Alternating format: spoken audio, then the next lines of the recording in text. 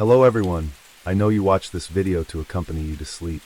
So if you like this video, don't forget to like, comment, and subscribe. Also, don't forget to tell me where you are from and what time you watched this video. Let's jump straight into the story. Story 1. It was the early hours of February 25th, 2000, when the normally bustling streets of Manhattan were still cloaked in darkness. The neon lights of Times Square flickered in silence, casting faint glows on the cold pavement. But in an upscale neighborhood just blocks away from Central Park, something far more sinister than the early chill was unfolding. John Jucca, a 21-year-old college student known among his peers as charismatic and sharp, was throwing a small party at his home in Brooklyn.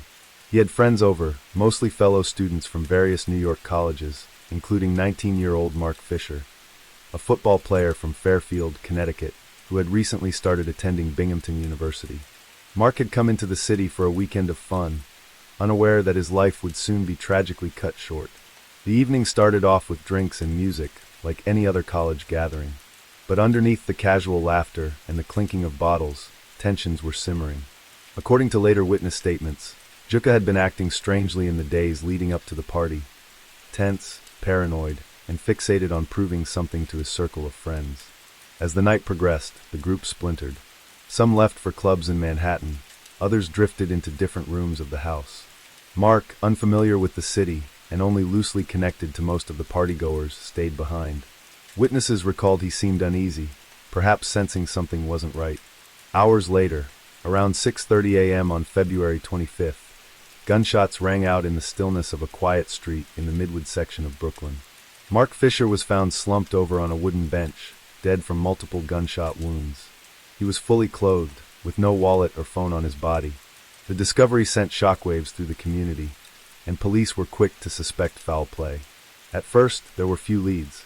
The crime scene offered minimal evidence, no weapon, no surveillance footage, and few witnesses.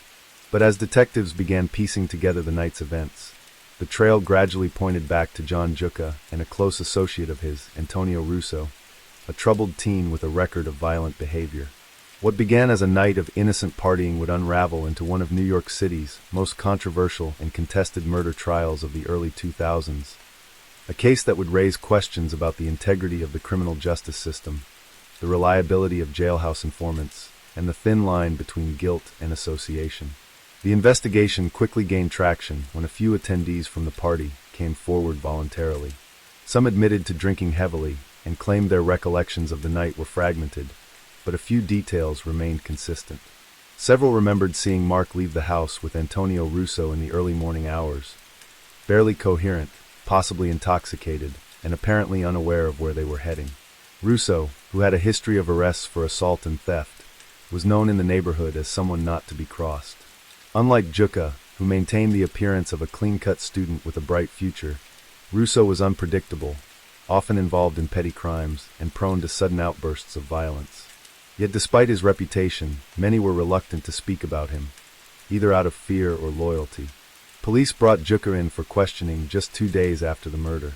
He was calm, even cooperative at first, but he denied any involvement in Mark's death. He admitted Mark had been at the party, and that Russo had also been there, but claimed not to know what happened after the two left. Detectives noted inconsistencies in his statements, however, minor discrepancies in timing, vague explanations about who was in the house and when.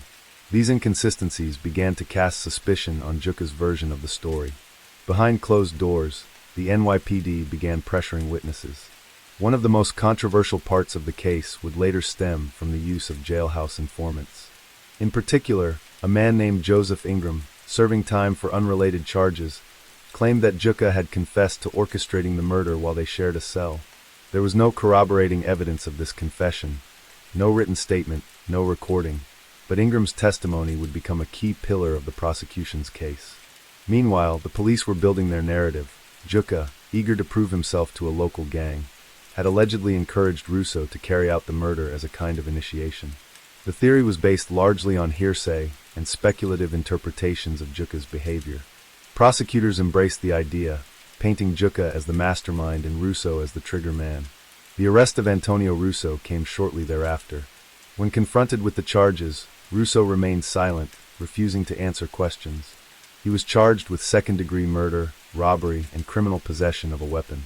Juka was charged with murder, conspiracy, and related charges, despite the lack of physical evidence linking him directly to the scene. By the end of 2000, the city was divided. Public sentiment wavered between outrage over the senseless killing of a promising young student and discomfort with the shaky foundation of the prosecution's case. But the machine of justice was already in motion, and both Juka and Russo would soon be facing the possibility of life behind bars. The pretrial proceedings were marked by legal maneuvering and media frenzy. Newspapers plastered Juka's face across front pages, labeling him the party host killer, while talk radio hosts speculated wildly about gang rituals and a supposed criminal underworld operating beneath Brooklyn's surface. The narrative stuck, fueled by leaks from law enforcement and a public hungry for resolution. Juka's defense team filed multiple motions to suppress statements made by jailhouse informants, arguing they were motivated by personal gain. Joseph Ingram, for example, had a record of offering testimony in exchange for reduced sentences, and his story changed multiple times before trial. Still, the court allowed his testimony to proceed, citing its probative value. Another key element of the prosecution's case was the testimony of Juka's ex-girlfriend, who initially told police that she had no knowledge of the murder. But months later, under pressure and after repeated interrogations, she changed her story. Now, she claimed that Juka had confessed to her in a moment of vulnerability, saying, "We had to do it. He was acting like a cop." Her credibility, already in question, would be further eroded during cross-examination, but her words had already made an impression on the jury. Meanwhile, the defense struggled to present an alternative theory. There were no eyewitnesses to the shooting, no fingerprints or DNA, no direct evidence tying Juka to the crime scene. Antonio Russo had fled the city soon after the murder and remained largely silent even after being taken into custody.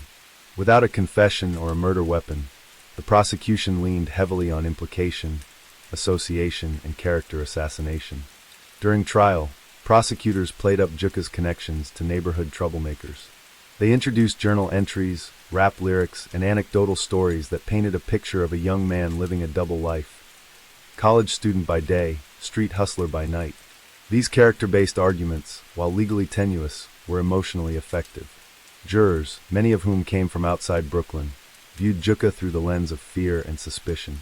By the time closing arguments were made, the outcome felt inevitable. The prosecution framed Juka as the puppet master, the one who orchestrated the murder to curry favor with a gang. Russo, they claimed, was the muscle. The defense reminded the jury of the lack of hard evidence, but their voices were drowned out by the weight of narrative. In October 2005, 5 years after the murder, John Juka was found guilty of second-degree murder and sentenced to 25 years to life. Antonio Russo received the same sentence. Neither showed much emotion as the verdicts were read, but Juka's mother collapsed in the hallway outside the courtroom, screaming that her son was innocent. The courtroom emptied in silence, the finality of justice, however flawed, descending over everyone present. In the years following the conviction, questions about the fairness of the trial only deepened.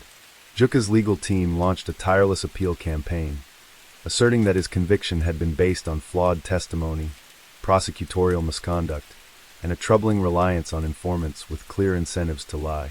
At the heart of their argument was Joseph Ingram, the jailhouse informant whose unverified claim had carried disproportionate weight in the eyes of the jury. Ingram later admitted in a sworn affidavit that he had fabricated the confession. "John never told me anything," he wrote. "I was trying to help myself." The affidavit sent shockwaves through legal circles, with many now questioning how such a critical piece of the case had gone unchallenged. Defense attorneys accused prosecutors of deliberately withholding evidence that could have impeached Ingram's credibility, including his history of false testimony in unrelated cases. Adding to the controversy was the revelation that the prosecution had failed to disclose exculpatory evidence, violating what is known as the Brady Rule. Key witness interviews had not been shared with the defense, including notes that suggested alternate suspects and timelines inconsistent with the prosecution's narrative. Meanwhile, Juka's mother, Doreen Giuliano, emerged as a force of her own. Determined to prove her son's innocence, she adopted a new identity and went undercover to befriend one of the jurors who had voted to convict Juka. The juror, unaware of her true identity, allegedly confessed that he had lied during jury selection and had a bias against Juka from the start. Doreen's covert operation gained national media attention, sparking both admiration and criticism for its unorthodox approach. Despite the mounting evidence of irregularities, Jucca remained behind bars. Multiple appeals were denied, and the original verdict was upheld time and again. Yet his case became a rallying cry for legal reform advocates, who pointed to it as a prime example of wrongful conviction born from prosecutorial ambition and public pressure.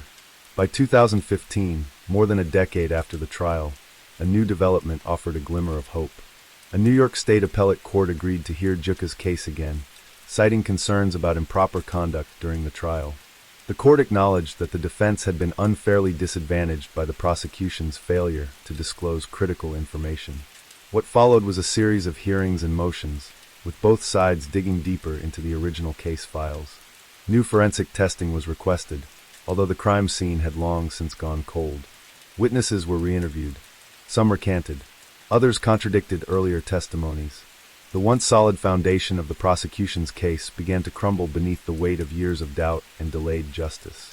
Jucca remained imprisoned through it all, holding on to hope as his story continued to draw support from legal experts, journalists, and advocacy groups nationwide. The tide was beginning to shift, but full exoneration was still a distant goal. The legal battle took a dramatic turn in 2017, when the New York Court of Appeals vacated John Jucca's conviction, ruling that the prosecution had indeed committed Brady violations by withholding evidence favorable to the defense.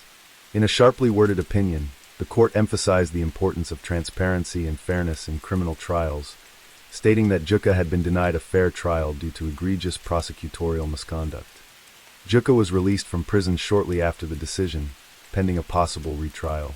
The news of his release reignited the public debate, with some still convinced of his guilt, while others viewed him as a victim of a flawed and unforgiving justice system. Media outlets revisited the case with renewed intensity, featuring interviews with legal analysts, former jurors, and Jucca himself. In the months that followed, prosecutors considered their options. Retrying the case posed serious challenges. Key witnesses had recanted, the credibility of the jailhouse informants was shattered, and public opinion had shifted. Yet, despite the diminished strength of the case, the Brooklyn District Attorney's Office announced their intention to pursue a retrial. Jucca's defense team braced for another courtroom battle, but they were in a stronger position this time. They had years of legal research, public support, and a mountain of evidence that cast doubt on the original prosecution's narrative. Moreover, a new judge assigned to the case was known for a meticulous approach to evidence and due process. As the retrial loomed, Jucca faced an agonizing decision: accept a plea deal for a reduced sentence or continue fighting for full exoneration. It was a crossroads that carried immense weight, not just for him, but for his family, supporters, and the broader movement advocating for criminal justice reform. In early 2018, Jucca ultimately accepted a plea deal that allowed him to avoid additional prison time while maintaining his innocence under the legal doctrine known as the Alford plea. It was a bittersweet outcome, freedom but not vindication. For Jucca, the journey had been long and painful, marked by lost years and the enduring stain of a murder conviction. The case of John Jucca remains one of New York City's most controversial legal sagas of the 21st century. It underscores the fragility of justice, the perils of prosecutorial overreach, and the power of perseverance. To this day, it serves as a cautionary tale, a reminder that truth can be obscured, that innocence can be buried, and that justice, even when delayed, must be relentlessly pursued. In the aftermath of his release, John Jucca found himself navigating a strange new reality, a world that had changed dramatically during his years behind bars. He emerged into a city transformed by technology, shifting culture, and evolving perspectives on justice. No longer the young college student who had once hosted a fateful party in Brooklyn, Jucca was now a man in his late 30s, shaped by years of incarceration and legal warfare. Despite the relative freedom granted by the plea deal, Jucca was far from liberated in spirit. The Alford plea, while allowing him to walk free, meant he remained officially guilty in the eyes of the law. It was a compromise, one that gnawed at him and his supporters. "I didn't get justice," Jucca said in an interview shortly after his release. "I just got out." In the years that followed, Jucca and his legal team continued their fight to clear his name entirely. They submitted petitions for a full exoneration and pushed for legislation that would bar the use of incentivized jailhouse informants in trials without rigorous corroboration. His case was cited in academic journals and legal textbooks as an example of how wrongful convictions can occur, not from a single error, but from a chain of small misjudgments, withheld information, and systemic inertia. Meanwhile, the public's view of the justice system was shifting. The era following Juka's ordeal saw an explosion of interest in wrongful conviction stories. Documentaries like Making a Murderer and podcasts like Serial turned complex legal cases into cultural touchpoints. Juka became part of that landscape, giving talks at universities, appearing on panels, and working with innocence projects to support other inmates fighting to prove their innocence. His mother, Doreen Giuliano, remained by his side, now seen as a symbol of tenacity and maternal devotion. Her undercover mission had inspired both admiration and debate, prompting discussions about the ethical boundaries of advocacy. "If I hadn't done it," she said, "no one would have ever believed he was innocent."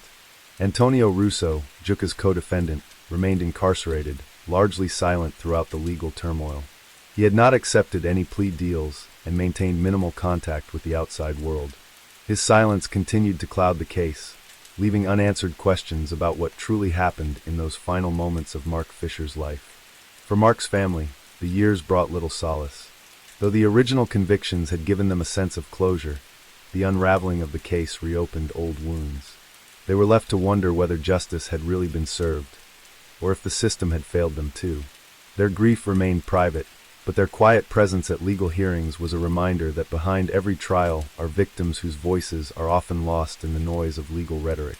As the legal system slowly evolved, with reforms aimed at transparency and accountability, the story of John Juka remained a haunting testament to the consequences of rushed conclusions and the power of perseverance. His case continued to echo through the halls of law schools and courtrooms alike, a reminder that truth is not always what the jury believes, and justice is not always what the verdict declares. In the years following his release, Juka became increasingly active in justice reform advocacy. He collaborated with national organizations focused on overturning wrongful convictions, often sharing his own story at conferences and community events. Through first-hand testimony, he shed light on how prosecutorial overreach and flawed witness incentives can derail lives. But behind the scenes, the emotional weight of his past remained heavy.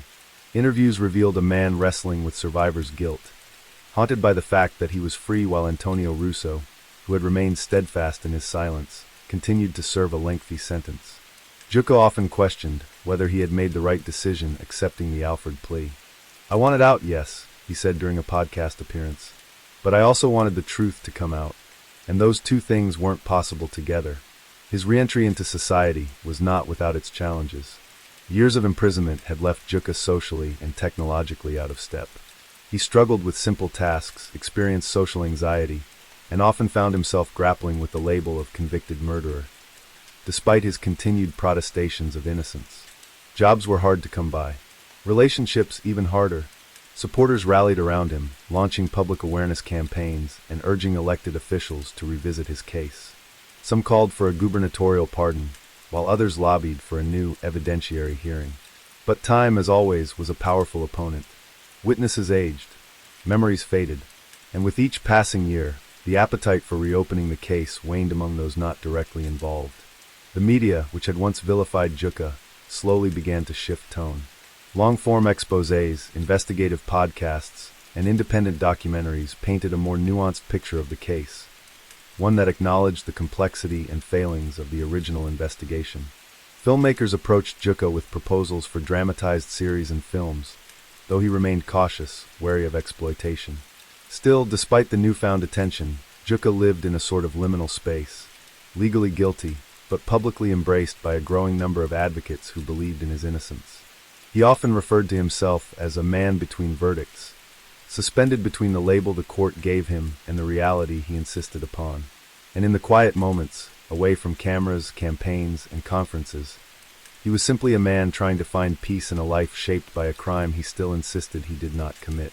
Juka's story continued to serve as a lightning rod in conversations surrounding the limits of justice. As he transitioned into a more public role, he was frequently invited to speak on panels addressing the ethics of plea bargains, the influence of media on jury bias, and the widespread use of jailhouse informants. Law schools across the country began incorporating his case into their curricula, using it as a cautionary tale of how seemingly minor legal missteps can compound into lifelong consequences. Yet even as his presence grew in legal circles, Juka remained burdened by an unresolved past. Each public appearance, each article, interview, and podcast required him to relive the worst chapters of his life. Behind the microphone, he spoke with clarity and purpose. But in private, he admitted to close friends and allies that he was exhausted. "You don't get to move on when the world only sees your lowest moment," he said. Living in Brooklyn again brought its own complications. The neighborhoods had changed, gentrified beyond recognition. People he once knew had moved on or distanced themselves. The younger generation, unfamiliar with the original case, often recognized him not from news reports, but from streaming documentaries or YouTube videos analyzing cold cases. John's day-to-day life was a delicate balance between advocating for systemic reform and seeking personal healing. He attended therapy regularly, confronting the emotional scars left by nearly 2 decades of incarceration. He also began mentoring young people at risk of falling into the criminal justice system. He saw reflections of himself in their confusion, bravado, and vulnerability. To them, he wasn't a cautionary tale, he was a survivor. His mother, Doreen, had become a recognizable figure in her own right. She published a memoir detailing her journey, from a desperate mother to a crusader for justice. It became a bestseller, with proceeds going toward legal aid funds. The public's reception of her story, equal parts admiration and disbelief, underscored just how unusual her actions had been. And yet, for all the attention, she remained grounded, focusing on helping other families navigate similar tragedies. Meanwhile, Antonio Russo remained in prison, largely forgotten by the media. Journalists who reached out were often turned away. There were whispers of appeals in progress, but nothing materialized publicly. Juka continued to express guilt over Russo's situation, saying in interviews that he hoped Russo would one day have the same chance to prove his own innocence, or at the very least, tell his side of the story. The Fisher family, still grieving after all these years, remained private. Occasionally, they released brief statements through legal representatives, reaffirming their belief in the original conviction. They did not attend Juka's events or respond to his calls for reform. Their silence became a respectful boundary, one that Juka rarely crossed. "Their son died," he once said, "and no matter what happens to me, that will always be the worst injustice of all." As new generations of legal scholars and activists picked up the mantle, Juka's name lived on, not just as a man involved in a tragic crime, but as someone whose case had reshaped discussions about fairness, evidence, and redemption. And while his fight for complete exoneration continued, he was no longer just chasing freedom. He was seeking meaning. In that pursuit, he began writing. His manuscript, a hybrid of memoir, legal critique, and emotional reflection, was a work in progress. He often wrote late at night, staring out the window of his small apartment, trying to find the right words to explain what it meant to live in a world that had once locked you away, then reluctantly let you go. He wasn't trying to clear his name for fame, nor out of pride. "I want the truth recorded," he wrote in a draft. "Even if no one reads it, even if it changes nothing. I just want the truth to exist somewhere, honestly." In the spring of 2024, nearly a year after his release, John Juka was invited to testify before a New York State legislative committee reviewing criminal justice reform.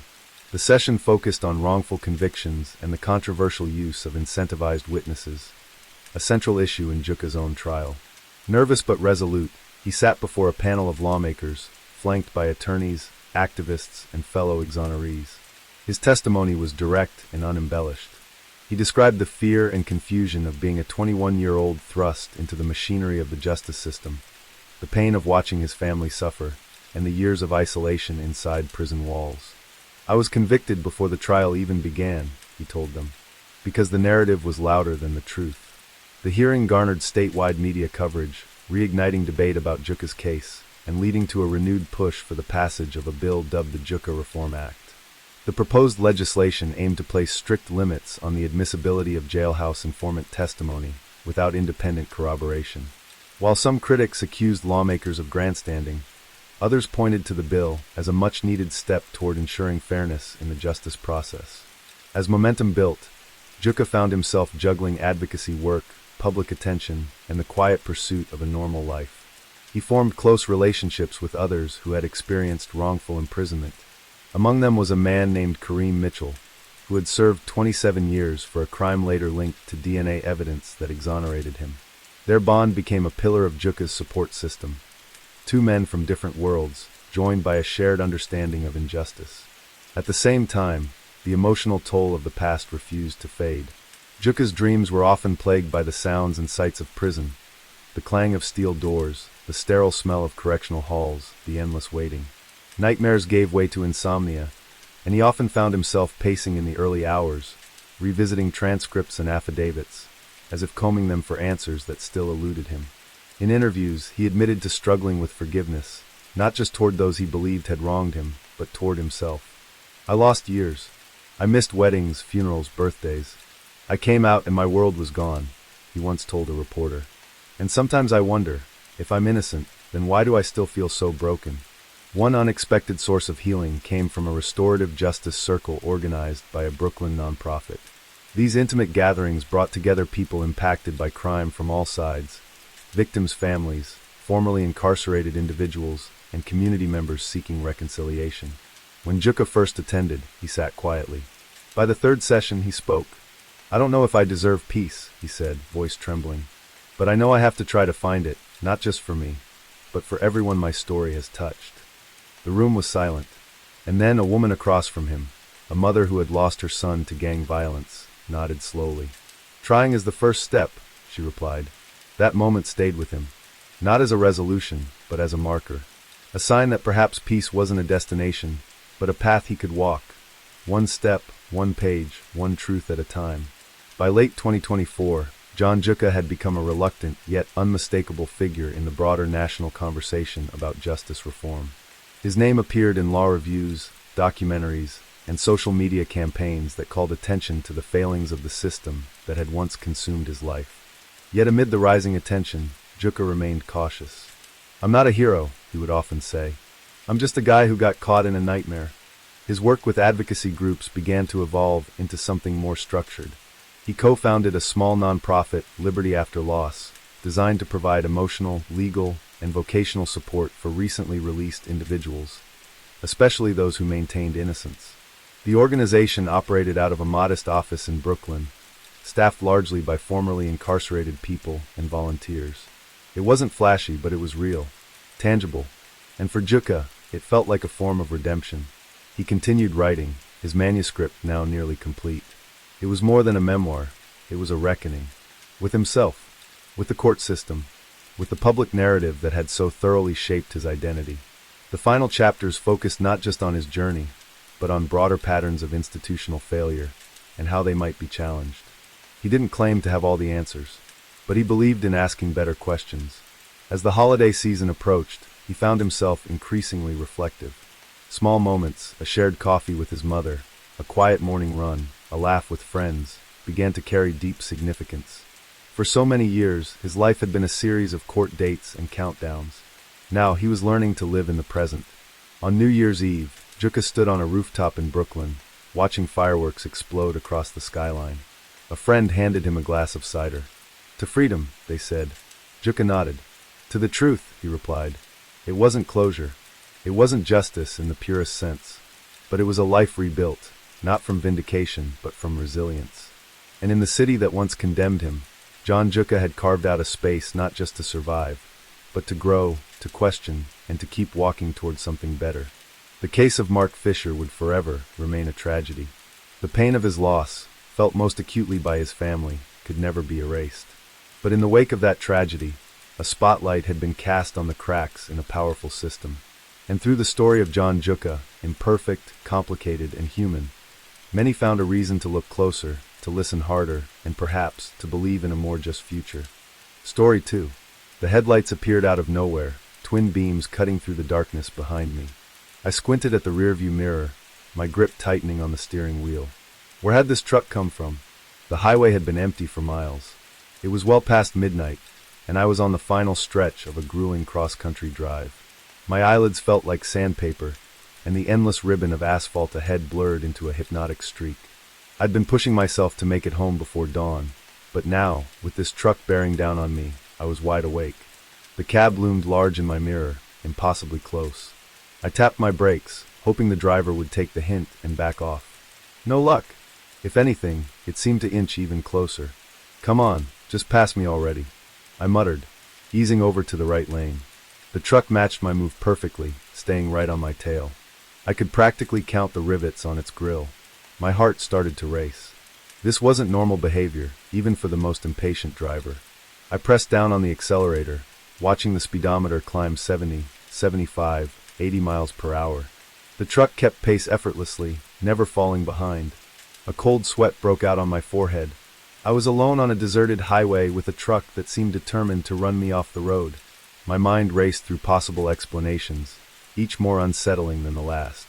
Road rage, a drunk driver, or something worse. I spotted a sign for an upcoming rest stop and made a split-second decision. I'd pull in there, where there might be other people around. Safety in numbers, right? As I took the exit, the truck followed. I cursed under my breath, hands shaking as I navigated the dark, twisting road leading to the rest area.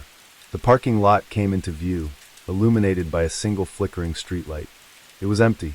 I pulled into a spot near the restroom building, killing the engine. The truck's headlights flooded my rearview mirror, blinding me. I squeezed my eyes shut, heart pounding in my ears. This was it. Whatever was going to happen would happen now. Seconds ticked by, then silence. The light behind me vanished. Slowly, I opened my eyes and turned around. The parking lot was empty. No truck, no headlights, nothing but darkness and the faint buzz of the streetlight above. I sat there frozen for what felt like hours.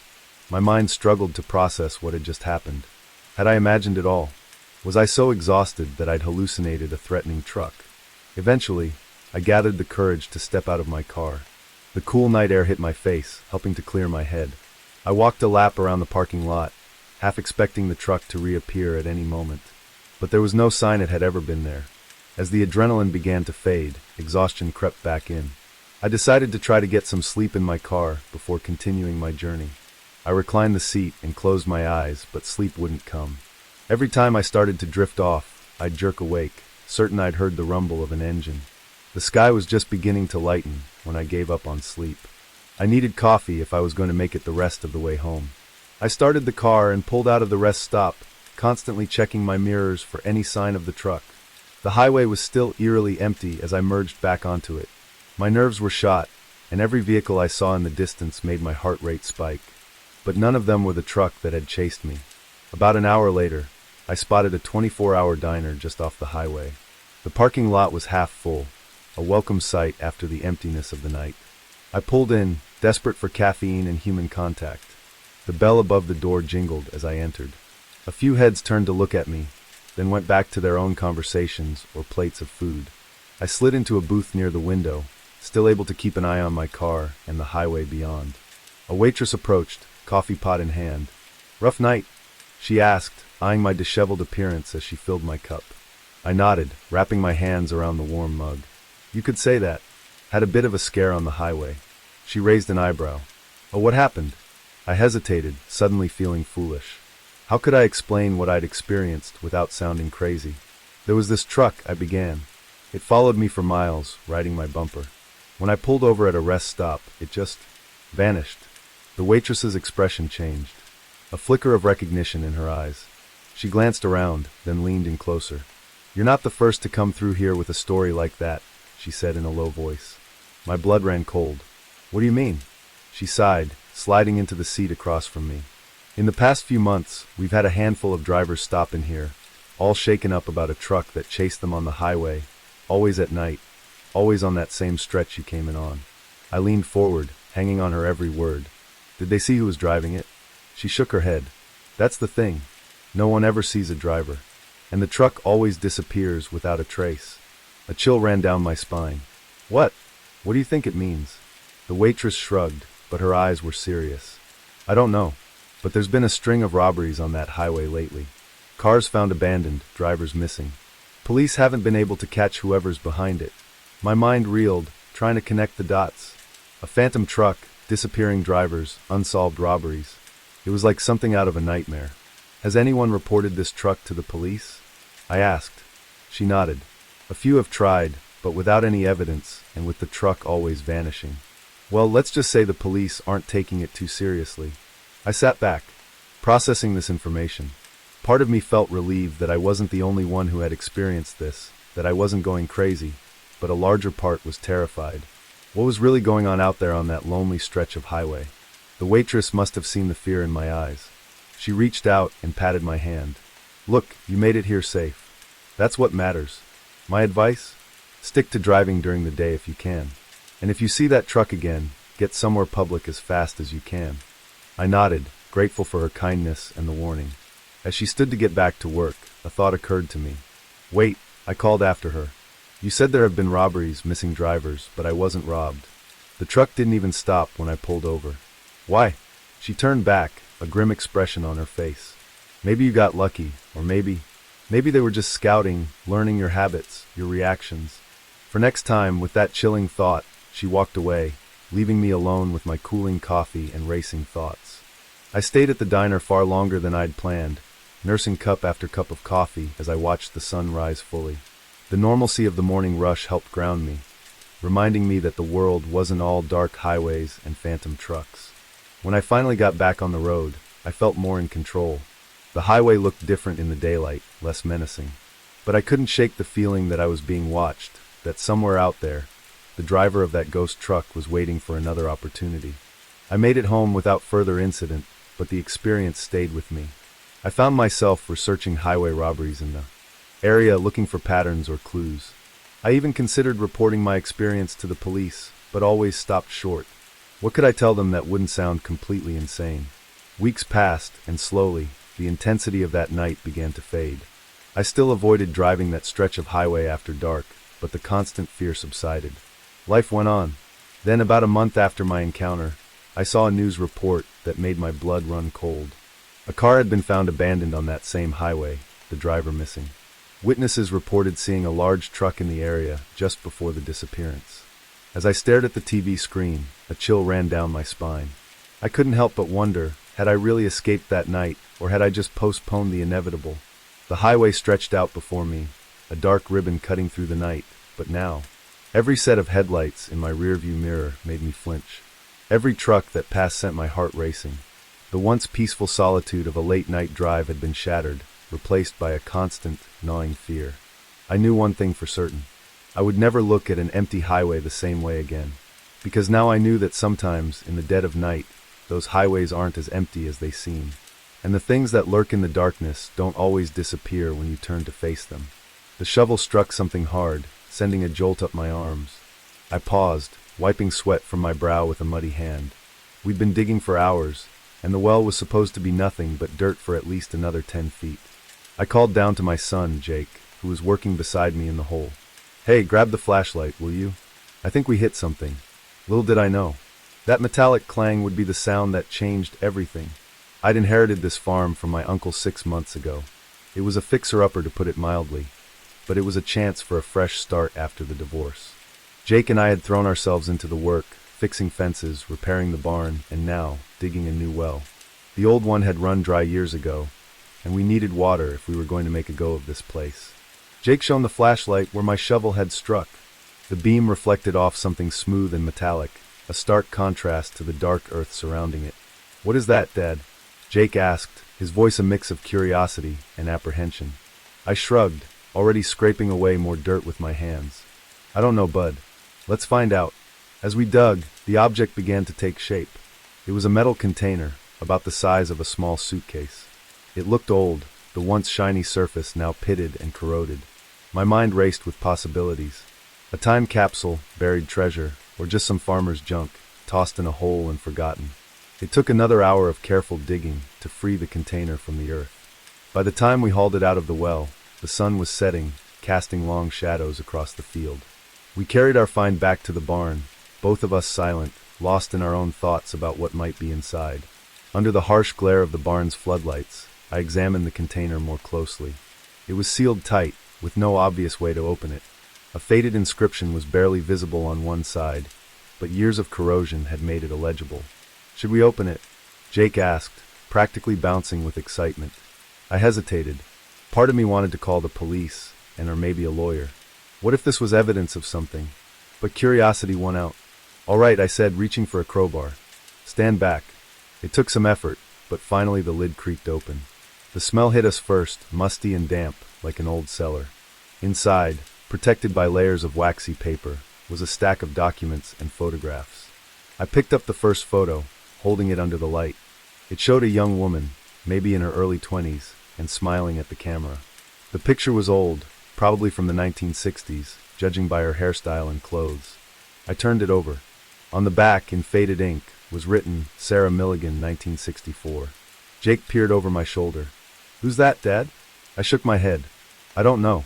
But as I said it, a nagging feeling started in the pit of my stomach. The name Milligan sounded familiar, but I couldn't place why. We spent the next hour going through the contents of the box.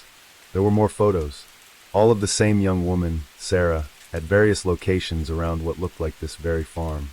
There were also letters, newspaper clippings, and a small leather-bound journal. As I flipped through the journal, a yellowed newspaper clipping fell out.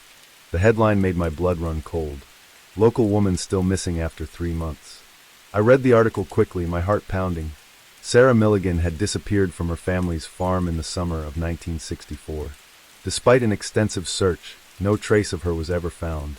The article mentioned that Sarah's father, the owner of the farm, was the primary suspect but was never charged due to lack of evidence. "Dad!" Jake's voice snapped me back to the present. "What's wrong?" I looked at my son, trying to keep my voice steady. "Jake, I think we just found evidence in a very old missing persons case." His eyes widened. "Really? Like a real mystery?" I nodded, my mind racing. "Yeah, bud, a real mystery." I started gathering up the documents, careful not to disturb them more than necessary. "We need to call the police." The next few hours were a blur. Deputies came out to the farm, followed by detectives and a crime scene unit. Our quiet little farmhouse became the center of a whirlwind of activity. Jake and I were questioned separately, telling and retelling how we'd found the box. It was past midnight when things finally calmed down. The box and its contents had been taken away as evidence, and we'd been told not to discuss the case with anyone. As if we knew anyone to discuss it with. We were still new in town, barely knew our neighbors. I tucked Jake into bed, his head full of excitement about our discovery, but sleep eluded me. I sat at the kitchen table, a cold cup of coffee in front of me, staring out at the darkened fields. What had happened to Sarah Milligan, and why did her name sound so familiar? The next morning, I drove into town, determined to do some digging of my own. The local library was small, but it had archives of the town's newspaper going back decades. I spent hours poring over microfiche, reading everything I could about the Milligan case. Sarah had been 23 when she disappeared, engaged to be married. Her fiancé had reported her missing when she didn't show up for a date. The last person to see her was her father, James Milligan, who claimed she'd left the farm to run errands in town. As I read, pieces started falling into place. James Milligan. That was my uncle's name. The uncle who'd left me this farm. With a growing sense of dread, I realized why Sarah's name had sounded familiar. My mother had mentioned her once, years ago, a cousin who'd gone missing before I was born. I left the library in a daze, my mind reeling. Had my uncle been involved in Sarah's disappearance? Had I inherited not just a farm, but a dark family secret? When I got home, there was a police car in the driveway.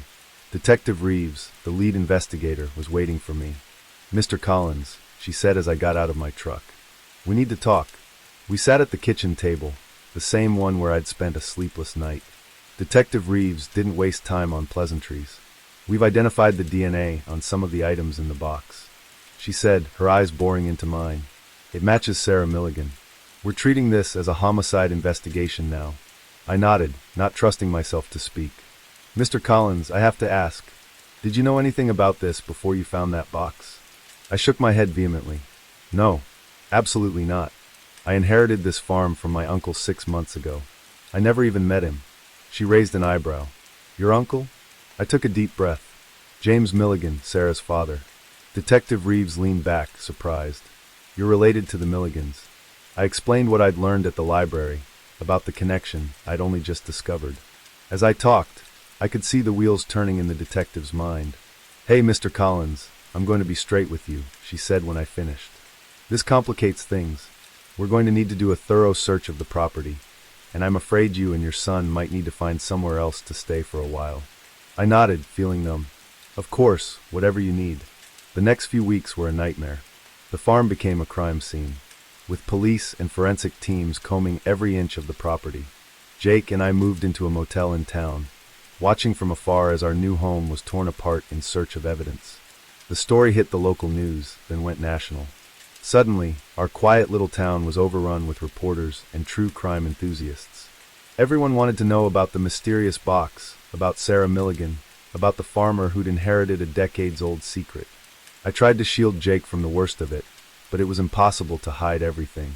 He was old enough to understand the basics of what was happening, and his initial excitement about solving a mystery had given way to a more somber understanding of the reality we were facing. It was Jake who asked the question I'd been avoiding. "Dad, do you think Uncle James did it? Do you think he killed Sarah?" I pulled him close, wishing I had a better answer. "I don't know, buddy. I really don't know." As the investigation dragged on, more details emerged. Old case files were reopened, witnesses re-interviewed. The picture that emerged was a sad one. Sarah had wanted to leave the farm, to start a life with her fiancé. James Milligan had opposed the marriage, wanting Sarah to stay and help run the family business. But there was no smoking gun, no confession. Just a lot of circumstantial evidence and a family torn apart by secrets and suspicion. Finally, after nearly 2 months, we were allowed to return to the farm. The police had found no other evidence, and while the investigation remained open, they had no reason to keep us from our home. The farm felt different now. Every creaking floorboard, every rustle in the field seemed to whisper of long-buried secrets. I found myself avoiding the spot where we'd found the box, as if Sarah's ghost might be lingering there. As we settled back into our routines, I couldn't shake the feeling that we were living in the shadow of a tragedy.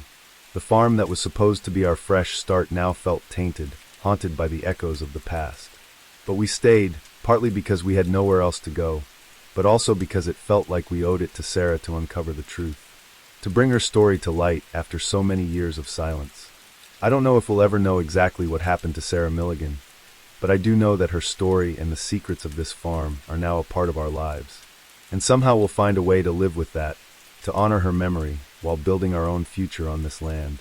Every time I pick up a shovel now, I can't help but wonder what other secrets might be buried beneath our feet. And are some things better left undiscovered? The first time I saw the blue sedan, I thought nothing of it. By the third time, my palms were sweating on the steering wheel. By the fifth, I was fighting the urge to scream. It had started as a fun road trip, a chance for Emily and me to reconnect after a rough patch in our relationship. We'd planned a route from New York to California, mapping out quirky roadside attractions and scenic viewpoints along the way. But 3 days in, our carefree adventure had turned into a waking nightmare. We'd stopped for gas just outside of Chicago when I first noticed the car. It was a nondescript blue sedan, probably a Toyota or Honda, with tinted windows that made it impossible to see the driver. As I filled up our tank, I saw it pull into the pump across from us. Nothing unusual about that, but then we stopped for lunch 2 hours later at a diner in the middle of nowhere, and there it was again, parked a few spaces down. I nudged Emily, nodding towards the car. "Is it just me, or did we see that same car at the gas station?" She squinted, then shrugged. "Maybe. It's a pretty common car, though, probably just a coincidence." I tried to believe her, but a nagging feeling had taken root in my gut. As we ate our burgers, I kept glancing out the window, half expecting to see someone watching us. But the car just sat there, silent and empty. We hit the road again, and for a while I managed to relax. We sang along to our road trip playlist, played silly card games, and marveled at the changing landscape as we pushed west. But as the sun began to set, and we pulled into a small town to find a motel for the night, my blood ran cold. There, in the parking lot of the only motel in town, was the blue sedan. I said, my voice tight. "Look." She followed my gaze, and I saw the moment realization dawned on her face. "Okay, that's a little weird," she admitted. We checked in quickly, hurrying to our room with our bags. I double-checked the lock on the door, then peered out through the curtains. The blue car was still there, its windows reflecting the neon glow of the motel sign. "Should we call the police?" Emily asked, her voice small. I hesitated. "And tell them what?" "That we've seen the same car 3 times in one day. They'll think we're paranoid." We spent a restless night, taking turns to keep watch. But nothing happened. When morning came, the blue car was gone. I wanted to believe it was over, that maybe we really had just been paranoid. But as we merged onto the highway, my heart sank. There, a few cars behind us, was the familiar blue shape. "We need to lose them," I said, gripping the wheel so tight my knuckles turned white. Emily nodded, her face pale. How? I took the next exit abruptly, earning a chorus of honks from other drivers. The blue car followed. I turned down side streets randomly, trying to be unpredictable. Sometimes I caught a glimpse of our pursuer in the rearview mirror, sometimes not. But they always reappeared. After an hour of this cat and mouse game, we found ourselves on a lonely stretch of country road. Fields of corn stretched out on either side, broken only by the occasional farmhouse or barn. What do we do now? Emily asked, her voice shaking.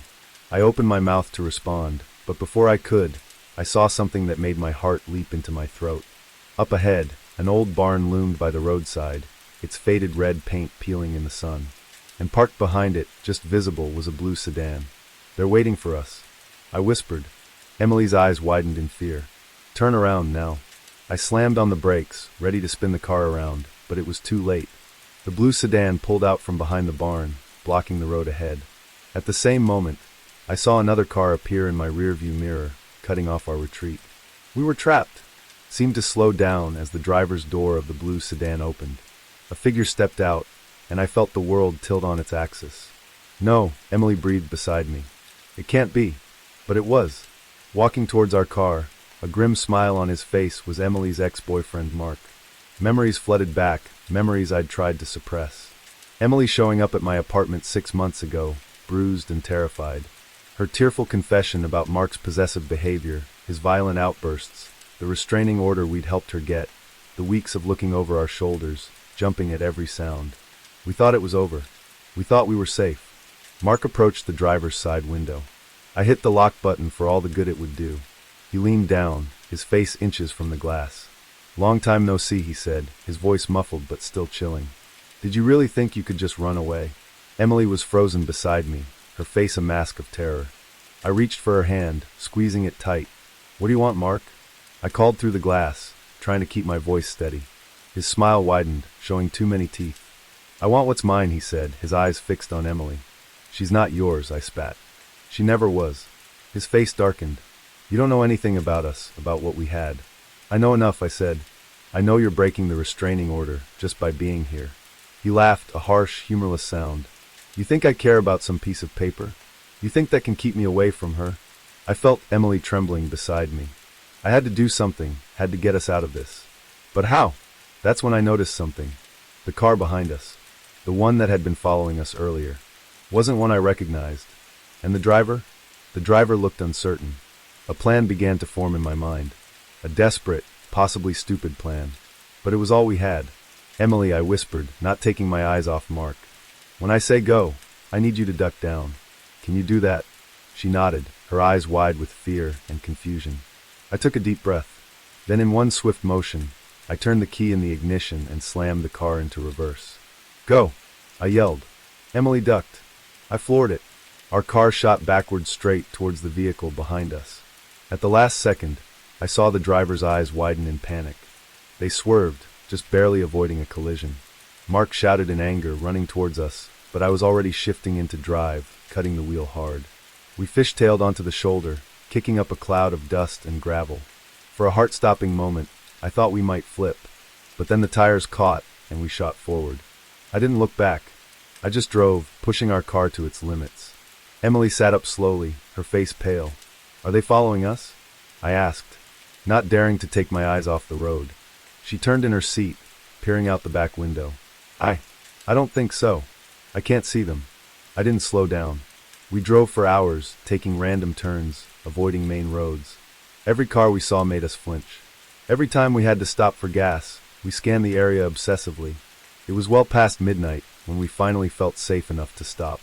We found a small motel in a town we'd never heard of, paid cash for a room, and collapsed onto the bed, exhausted and shell-shocked.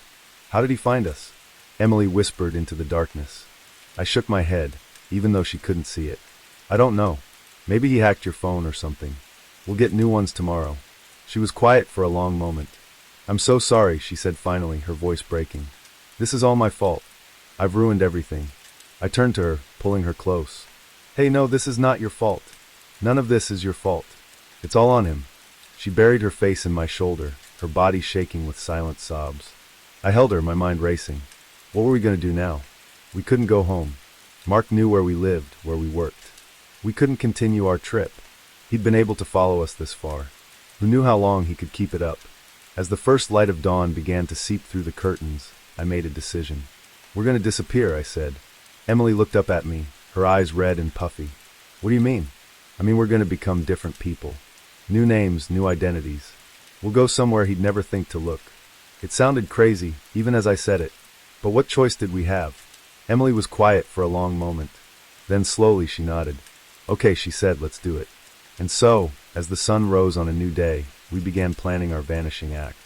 Our road trip had become an escape route, leading us not to California, but to a new life entirely. I don't know if we'll ever truly be free of Mark. I don't know if we'll ever stop looking over our shoulders. But I do know this. We're in this together. And together, we'll find a way to survive. The open road stretches out before us, full of possibility and danger in equal measure. We drive on into an uncertain future, leaving the past in our rearview mirror. For now, at least, we're free. The last time I saw Eliza Thompson, she was laughing. It's an image seared into my memory. Her head thrown back, long dark hair catching the golden light of the sunset. The sound of her joy carried away by the sea breeze. I didn't know then that it would be the last time I'd ever see her. That in less than 12 hours, she would vanish without a trace, leaving behind nothing but questions and a growing sense of dread that threatened to swallow us all. I'm getting ahead of myself. Let me start at the beginning. My name is Michael Chin, and I was a security officer aboard the Emerald Princess, a luxury cruise ship making its way through the Caribbean. It was my third year on the job, and I thought I'd seen it all. Drunken brawls, petty theft, the occasional medical emergency, nothing I couldn't handle but Eliza's disappearance. That was something else entirely. It started like any other day at sea. I began my shift at 6 a.m., making my rounds through the ship's corridors and public areas. Everything was quiet, most passengers still asleep in their cabins. As I passed by the ship's grand atrium, I nodded to Eliza, who was just finishing up her night shift at the reception desk.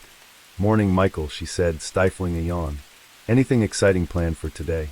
I shrugged. Just the usual. You should get some rest. You look beat. She laughed, gathering her things. Oh, I will. But first, I'm going to watch the sunrise from my favorite spot on the upper deck. Want to join me? I hesitated. I was on duty, but it was a quiet morning. Sure, why not? I could use some fresh air. We made our way to a secluded spot on deck 16, leaning against the railing as the sky slowly lightened. Eliza closed her eyes, breathing in the salty air. I love this, she said softly. No matter how many cruises I work, this never gets old. I watched her out of the corner of my eye, struck by how peaceful she looked. We'd become friends over the past few months, sharing meals in the crew mess and swapping stories during our off hours. But in that moment, I realized there was still so much I didn't know about her. How long have you been working on cruise ships? I asked. She opened her eyes, a wistful smile playing on her lips. 5 years now.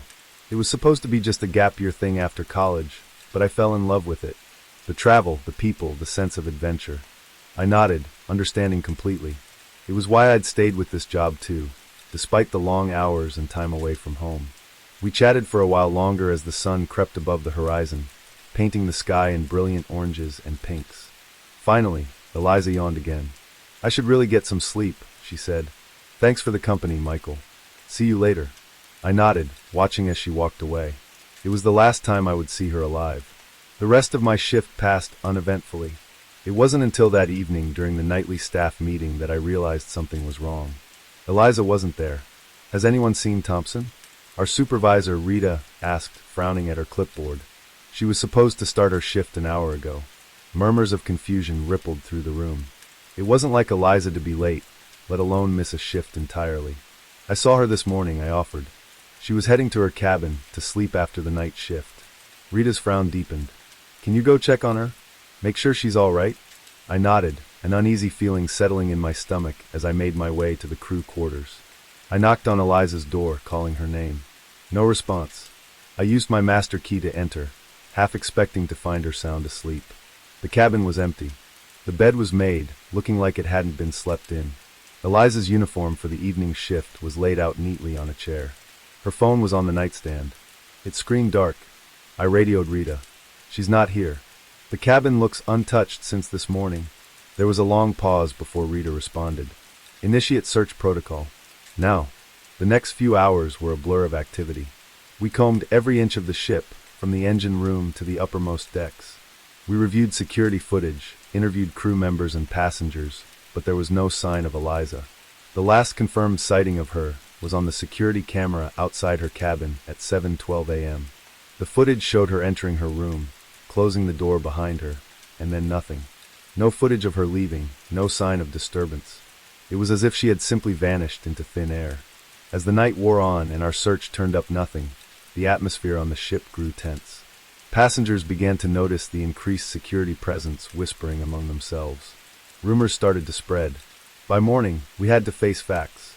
We had a missing person on our hands. The captain made an announcement asking for any information about Eliza's whereabouts.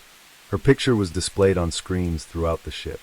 We contacted the nearest port authorities and the cruise line's head office. A Coast Guard search was initiated, though we all knew the chances of finding someone in the vast expanse of the Caribbean were slim to none. I couldn't shake the feeling that I was somehow responsible. If only I'd walked her to her cabin that morning. If only I'd checked on her sooner. The image of her laughing in the sunrise haunted me. As the investigation ramped up, I found myself recounting every detail of my last interaction with Eliza to a stern-faced detective from the ship's security team. Did she seem nervous? Distracted? Did she mention any plans for the day? He asked. I shook my head. No, she seemed happy, relaxed. She was looking forward to getting some sleep. The detective's eyes narrowed. And you're sure she went into her cabin? Yes, I said, for what felt like the 100th time. The security footage confirms it. He nodded, making a note in his file. And there's no way she could have left without being seen on camera. I hesitated. It shouldn't be possible. The corridor outside the crew cabins is monitored 24/7. But as I said it, a chill ran down my spine. Because if it wasn't possible, then how had it happened? Days passed, and the mystery only deepened. Eliza's cabin was thoroughly searched, revealing nothing out of the ordinary. Her passport, wallet, and all personal belongings were accounted for. There were no signs of a struggle, no evidence of foul play. Theories abounded among the crew and passengers alike. Some believed she had somehow fallen overboard, though how she could have done so without anyone noticing was unclear. Others whispered about suicide, but those who knew Eliza dismissed this outright. She had been happy, with no signs of depression or distress. The most disturbing theory, the one that kept me awake at night, was that someone on the ship was responsible for her disappearance. The thought that one of our passengers or crew members could be a killer walking among us was almost too horrifying to contemplate. As the days turned into weeks, the investigation hit dead end after dead end. The ship completed its scheduled cruise and returned to Porty, where more intensive forensic work could be done. But even with the full resources of law enforcement brought to bear, no new leads emerged. Eliza's family flew in, their faces drawn with worry and grief. I watched from a distance as they were briefed by the investigators, saw the mother collapse into sobs as the reality of the situation sunk in. I wanted to approach them, to offer some words of comfort, but what could I possibly say? In the end, the Emerald Princess set sail again with a new crew member taking Eliza's place at the reception desk. Life on board returned to normal, or a semblance of it. But for those of us who had known her, who had searched for her, who had been left behind with nothing but questions, things would never be the same. I stayed on with the cruise line, unable to leave while Eliza's fate remained unknown. Each new port brought a flicker of hope that some clue would surface, that someone somewhere might have seen something. But as months passed with no new information, that hope began to fade. Sometimes, in the quiet hours of the night, I find myself on deck 16, staring out at the endless expanse of the sea. I think about Eliza, about her laugh, about the way she loved watching the sunrise. I wonder where she is, if she's still out there somewhere. And I can't help but feel that the ocean knows the truth, holding its secrets in its unfathomable depths. The disappearance of Eliza Thompson remains an unsolved mystery. A ghost story whispered among cruise ship crews. For me, it's a constant reminder of how fragile our sense of security can be, how easily a life can vanish without a trace. And every time I see a passenger enter their cabin, every time I watch a security camera feed, I can't help but wonder, could it happen again? In this floating city of steel and glass, surrounded by the vast, indifferent sea, are any of us truly safe? The Emerald Princess sails on, carrying its cargo of vacationers and secrets. And somewhere out there, Perhaps Eliza is still laughing, her voice carried away by the endless ocean breeze. First slash in the tent canvas was so perfect, so surgical, it almost looked deliberate. I traced my finger along the edge, feeling the frayed nylon threads. Whatever had done this wasn't just sharp, it was wickedly so. And as the fading daylight filtered through that precise cut, casting long shadows across the abandoned campsite, I couldn't shake the feeling that we'd stumbled into something far more sinister than a bear attack. My name's Alex, and I've been hiking the Appalachian Trail with my best friend Jamie I for the past month. We're experienced backpackers, used to the challenges of long-distance trekking, but nothing in our years of outdoor adventures could have prepared us for what we found in that secluded clearing, deep in the heart of the Georgia wilderness. The day had started like any other on the trail. We'd broken camp at dawn, hoping to cover a good 15 miles before nightfall. The weather was perfect, cool and crisp, with just enough breeze to keep the bugs at bay. We'd made good time, pausing only for a quick lunch and the occasional water break. It was late afternoon when Jamie spotted the first sign that something was off. "Hey Alex," he called, pointing to a tree just off the trail. "Check this out." I walked over, squinting at the trunk. There, carved deep into the bark, was a crude symbol, a circle with a jagged line through it. The cuts looked fresh, the exposed wood still oozing sap. "Weird," I muttered. "Never seen a trail marker like that before." Jamie shrugged. "Probably just some kid messing around." We pressed on, but I couldn't shake a growing sense of unease. The forest seemed quieter than usual. The usual chorus of bird song and insect buzz oddly muted, and I could have sworn I caught glimpses of movement in my peripheral vision, always just out of sight when I turned to look. As the sun began to dip towards the horizon, we started looking for a suitable campsite. That's when we saw the clearing.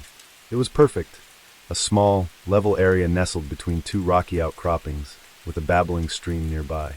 But as we approached, we realized we weren't the first to discover this idyllic spot. The remains of a campsite lay before us, looking for all the world like its occupants had vanished in the middle of their stay. A tent stood in the center, its door flap open and swaying gently in the breeze. A small cooking pot sat on a makeshift fire pit, the ashes long cold. Backpacks and sleeping bags were scattered around, as if their owners had fled in a hurry. Jamie and I exchanged glances. This wasn't normal. Even the messiest campers usually packed up before moving on. "Hello," Jamie called out. "Anyone here?" His voice echoed through the clearing, met only by the soft gurgle of the stream and the rustle of leaves overhead. We approached cautiously. That's when I noticed the first slash in the tent, and then another and another. The entire structure was riddled with them, each cut precise and deliberate. "What the hell?" I breathed, peering inside the ruined shelter. The interior was a mess.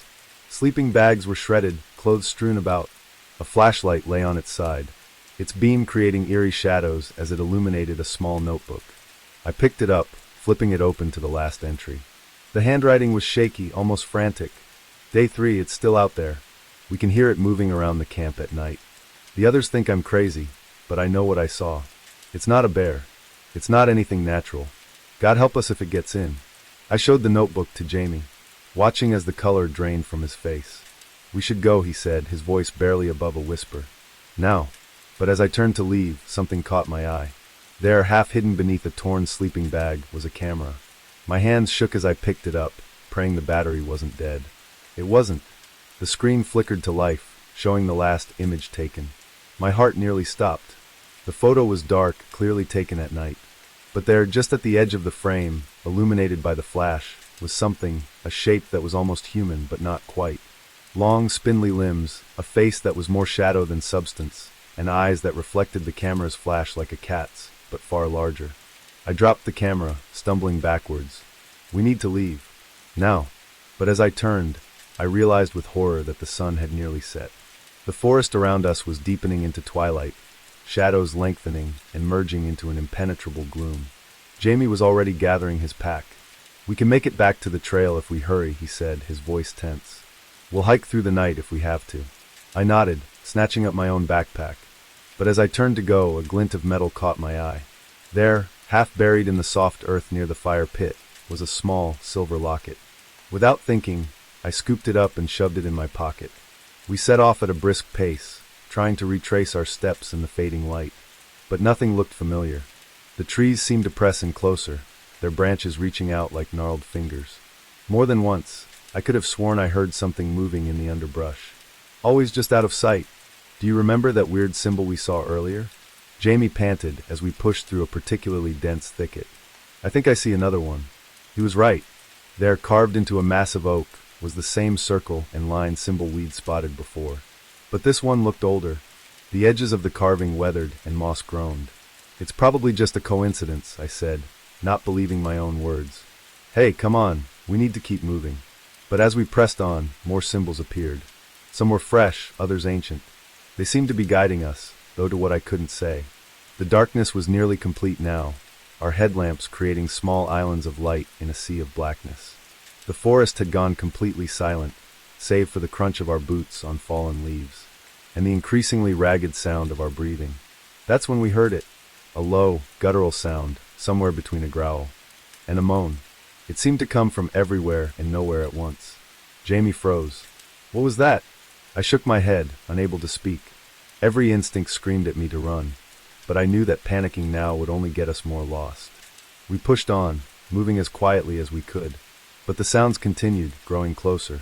Branches snapped behind us. Something rustled in the canopy overhead, and then just ahead, I saw a flicker of movement.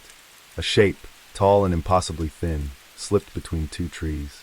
In the brief flash of my headlamp, I caught a glimpse of pale, elongated limbs and a face that was little more than a dark void with pinpricks of reflected light where eyes should be. Run! I yelled, all thought of stealth forgotten. We crashed through the undergrowth, blind panic driving us forward. Branches whipped at our faces, roots threatened to trip us at every step. The sounds behind us grew louder, a cacophony of inhuman shrieks and growls. I don't know how long we ran. It could have been minutes or hours, but suddenly, miraculously, we burst out onto a wide gravel road. A park ranger station stood just ahead, its windows glowing with welcoming light. We staggered towards it, gasping for breath. As we reached the door, I chanced to look back at the forest we'd just escaped. There, at the edge of the trees, stood a figure. Tall, impossibly thin, with limbs that seemed too long for its body. It raised a hand, more claw than human appendage, and for a moment, I thought it would pursue us into the light. But then it turned, melting back into the shadows of the forest. In seconds, it was gone, leaving no trace of its presence. The rangers were skeptical of our story, of course. They attributed our experience to exhaustion, dehydration, and an overactive imagination. But they did send out a search party to investigate the abandoned campsite. They found nothing. No slashed tent, no scattered gear, not even a trace of a campfire. It was as if the entire scene had vanished into thin air. In the days that followed, as Jamie and I recovered in a nearby town, I thought often of that silver locket I'd pocketed in my panic. When I finally worked up the courage to open it, I found a small photo inside. A smiling family, mother, father, 2 kids, posed in front of a familiar-looking clearing. I never reported finding the locket. Some part of me knew that doing so would only lead to more questions. Questions I wasn't sure I wanted answered. Jamie and I never finished our hike. By unspoken agreement, we packed up and headed home. Our adventure on the Appalachian Trail cut short. We don't talk much about what happened in those woods, but sometimes on dark nights when the wind whispers through the trees, I find myself thinking about that abandoned campsite, about the thing we saw in the forest. And I wonder, with a chill that goes bone deep, if somewhere out there, in the deepest, darkest parts of the wilderness, it's thinking about us too. The scream that tore through the cab of my truck that night wasn't human. It couldn't have been. No person could make a sound like that, raw, primal, and filled with a terror so deep it made my blood run cold. But it came from the man sitting next to me, the hitchhiker I'd picked up just an hour before. And as his eyes flew open, reflecting the dashboard lights like some wild animals, I knew with sickening certainty that whatever had just happened, whatever he'd seen in his dreams, was far from over. My name's Jack, and I've been driving big rigs across the country for the better part of 2 decades. I've seen my fair share of weird stuff out on the lonely highways, ghost lights, inexplicable weather, even the occasional UFO, if you catch me after a few beers. But nothing, absolutely nothing, could have prepared me for what happened on that moonless night in the middle of nowhere, Nevada. It had started as a routine haul. I was making good time, the miles melting away under my wheels as I cruised through the desert night. The radio kept me company, a mix of old country tunes and late-night talk shows about conspiracy theories and alien abductions. I was about halfway through Nevada when I saw him. a lone figure standing by the side of the road, thumb out. Now, I'm not usually one for picking up hitchhikers. Too many horror stories, too many risks, but something about this guy made me slow down. Maybe it was the lost look in his eyes, or the way he hugged himself against the chill desert wind. Whatever it was, before I knew it, I was pulling over. "Where you headed?" I called out as he approached. "Anywhere but here," he replied, his voice barely above a whisper. I should have driven off right then, but instead I found myself saying, "Hop in. I'm going to Seattle if that works for you." He climbed into the passenger seat, bringing with him the smell of dust and something else, something I couldn't quite place. Up close, he looked young, maybe mid-20s, with shaggy brown hair and eyes that seemed to dart nervously around the cab. "I'm Jack," I said, pulling back onto the highway. "Mike," he replied, not meeting my gaze. "Thanks for the ride." We drove in silence for a while, the only sound the rumble of the engine and the whisper of tires on asphalt. I tried to make conversation a few times, but Mike's responses were monosyllabic at best. Eventually, I gave up, focusing on the road ahead. It was about an hour later when I noticed Mike had fallen asleep, his head lolling against the window. I turned the radio down a notch, not wanting to disturb him. That's when things started to get weird. It began with a twitch, just a small movement of his hand. Then his breathing changed, becoming rapid and shallow. His eyes started moving frantically behind closed lids, like he was in the depths of some intense dream. I was just about to wake him, worried he might be having some kind of fit, when he started muttering. At first, it was too low to make out, but it quickly grew louder. No, please, don't let it find me." A chill ran down my spine. His voice was filled with pure, unadulterated fear. "Hey, buddy," I said, reaching out to shake his shoulder. "Wake up. You're having a nightmare." But he didn't wake. Instead, his muttering grew more frantic, his body starting to thrash in the seat. "It's coming. Oh God, it's coming. Can't you see it? Can't you see its eyes?" And that's when he let out that scream, the one that made me nearly drive off the road. His eyes flew open, wild and unfocused, reflecting the green glow of the dashboard like some nocturnal animal. I managed to pull over, my heart pounding in my chest. Mike, snap out of it." He turned to look at me, but his eyes seemed to be seeing something else, something beyond me. "It followed me," he whispered, his voice hoarse from screaming. "Oh God, Jack, it followed me into the truck." I felt the hairs on the back of my neck stand up. "What followed you?" "Mike, there's nothing here but us." He shook his head violently. "You can't see it, but it's here. It's always here." His eyes darted around the cab, following something invisible. "We have to get out. Now." Before I could stop him, he'd thrown open the passenger door and leapt out into the night. I cursed, fumbling with my seatbelt before following him. The desert night was cold and still. The only sound the tick of the cooling engine and Mike's ragged breathing. He stood a few feet from the truck, arms wrapped around himself, shaking like a leaf. "Mike," I said, approaching him slowly like you would a spooked animal. "What's going on? What do you think is following you?" He turned to me, his face pale in the truck's headlights. "I don't know what it is, but it's been after me for days. Ever since I found that thing in the desert." "What thing?" I asked, a sick feeling growing in my gut. Mike reached into his pocket with a shaking hand, pulling out what looked like a small stone. But as he held it up, I realized it wasn't a stone at all. It was some kind of artifact, carved with intricate symbols I'd never seen before. In the harsh glare of the headlights, it seemed to shimmer and shift, as if the symbols were moving. "I found this out there," Mike said, gesturing vaguely at the dark expanse of desert around us. "In some kind of old ruin, I thought it might be worth something." He laughed bitterly.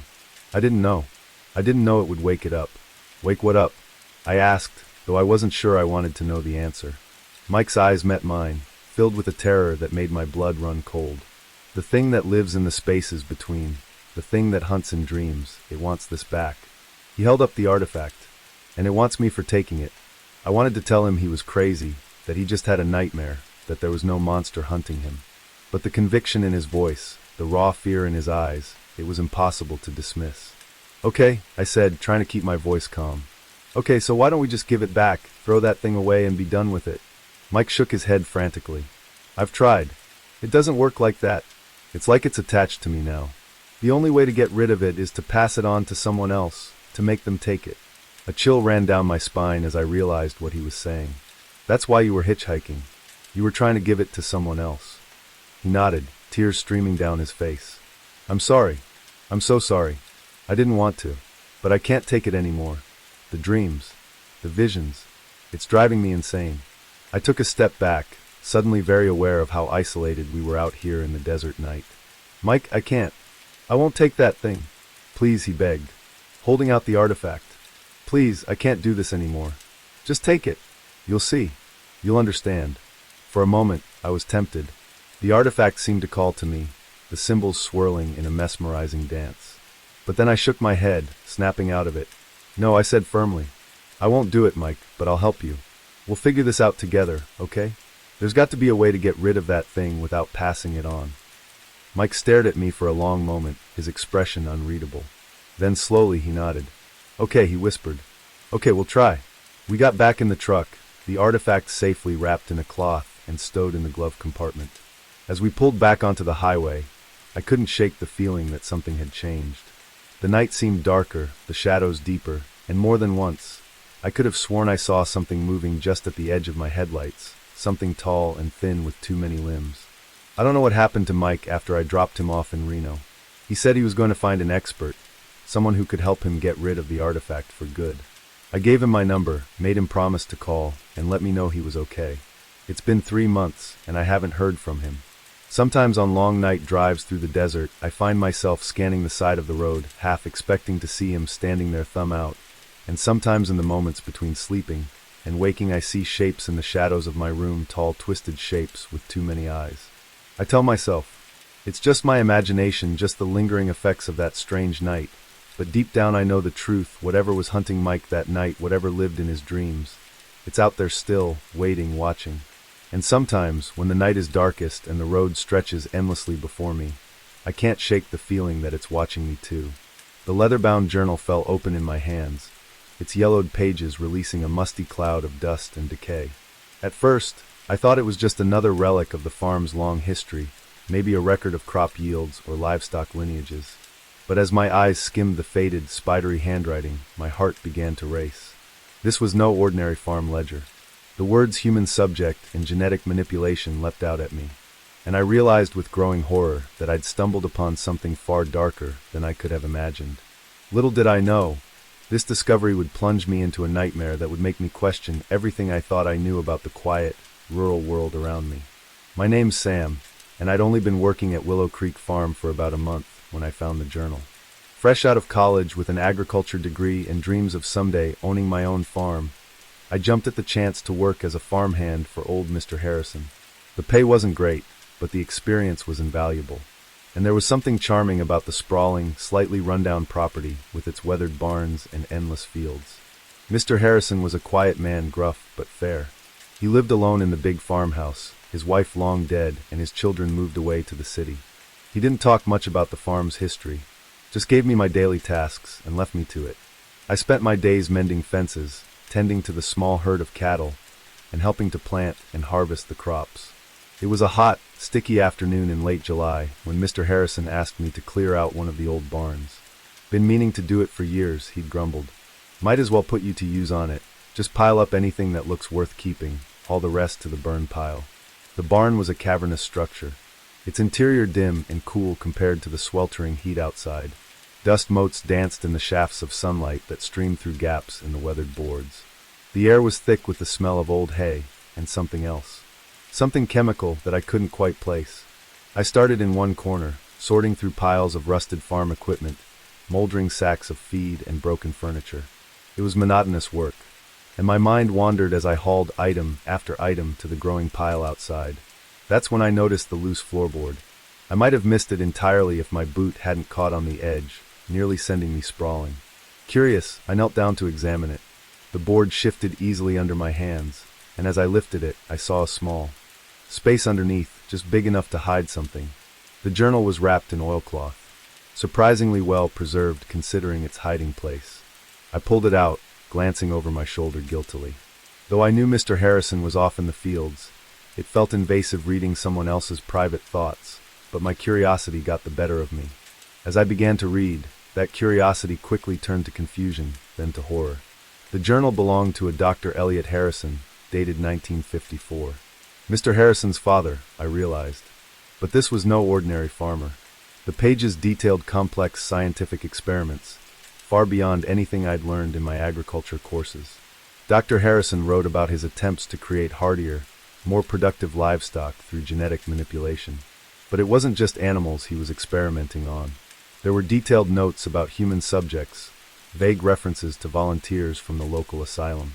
My hands shook as I turned the pages, descriptions of failed experiments, of creatures that were neither fully human nor fully animal, sketches that turned my stomach, and throughout it all, a growing sense of the doctor's obsession, his conviction that he was on the verge of a breakthrough that would revolutionize agriculture and change the world.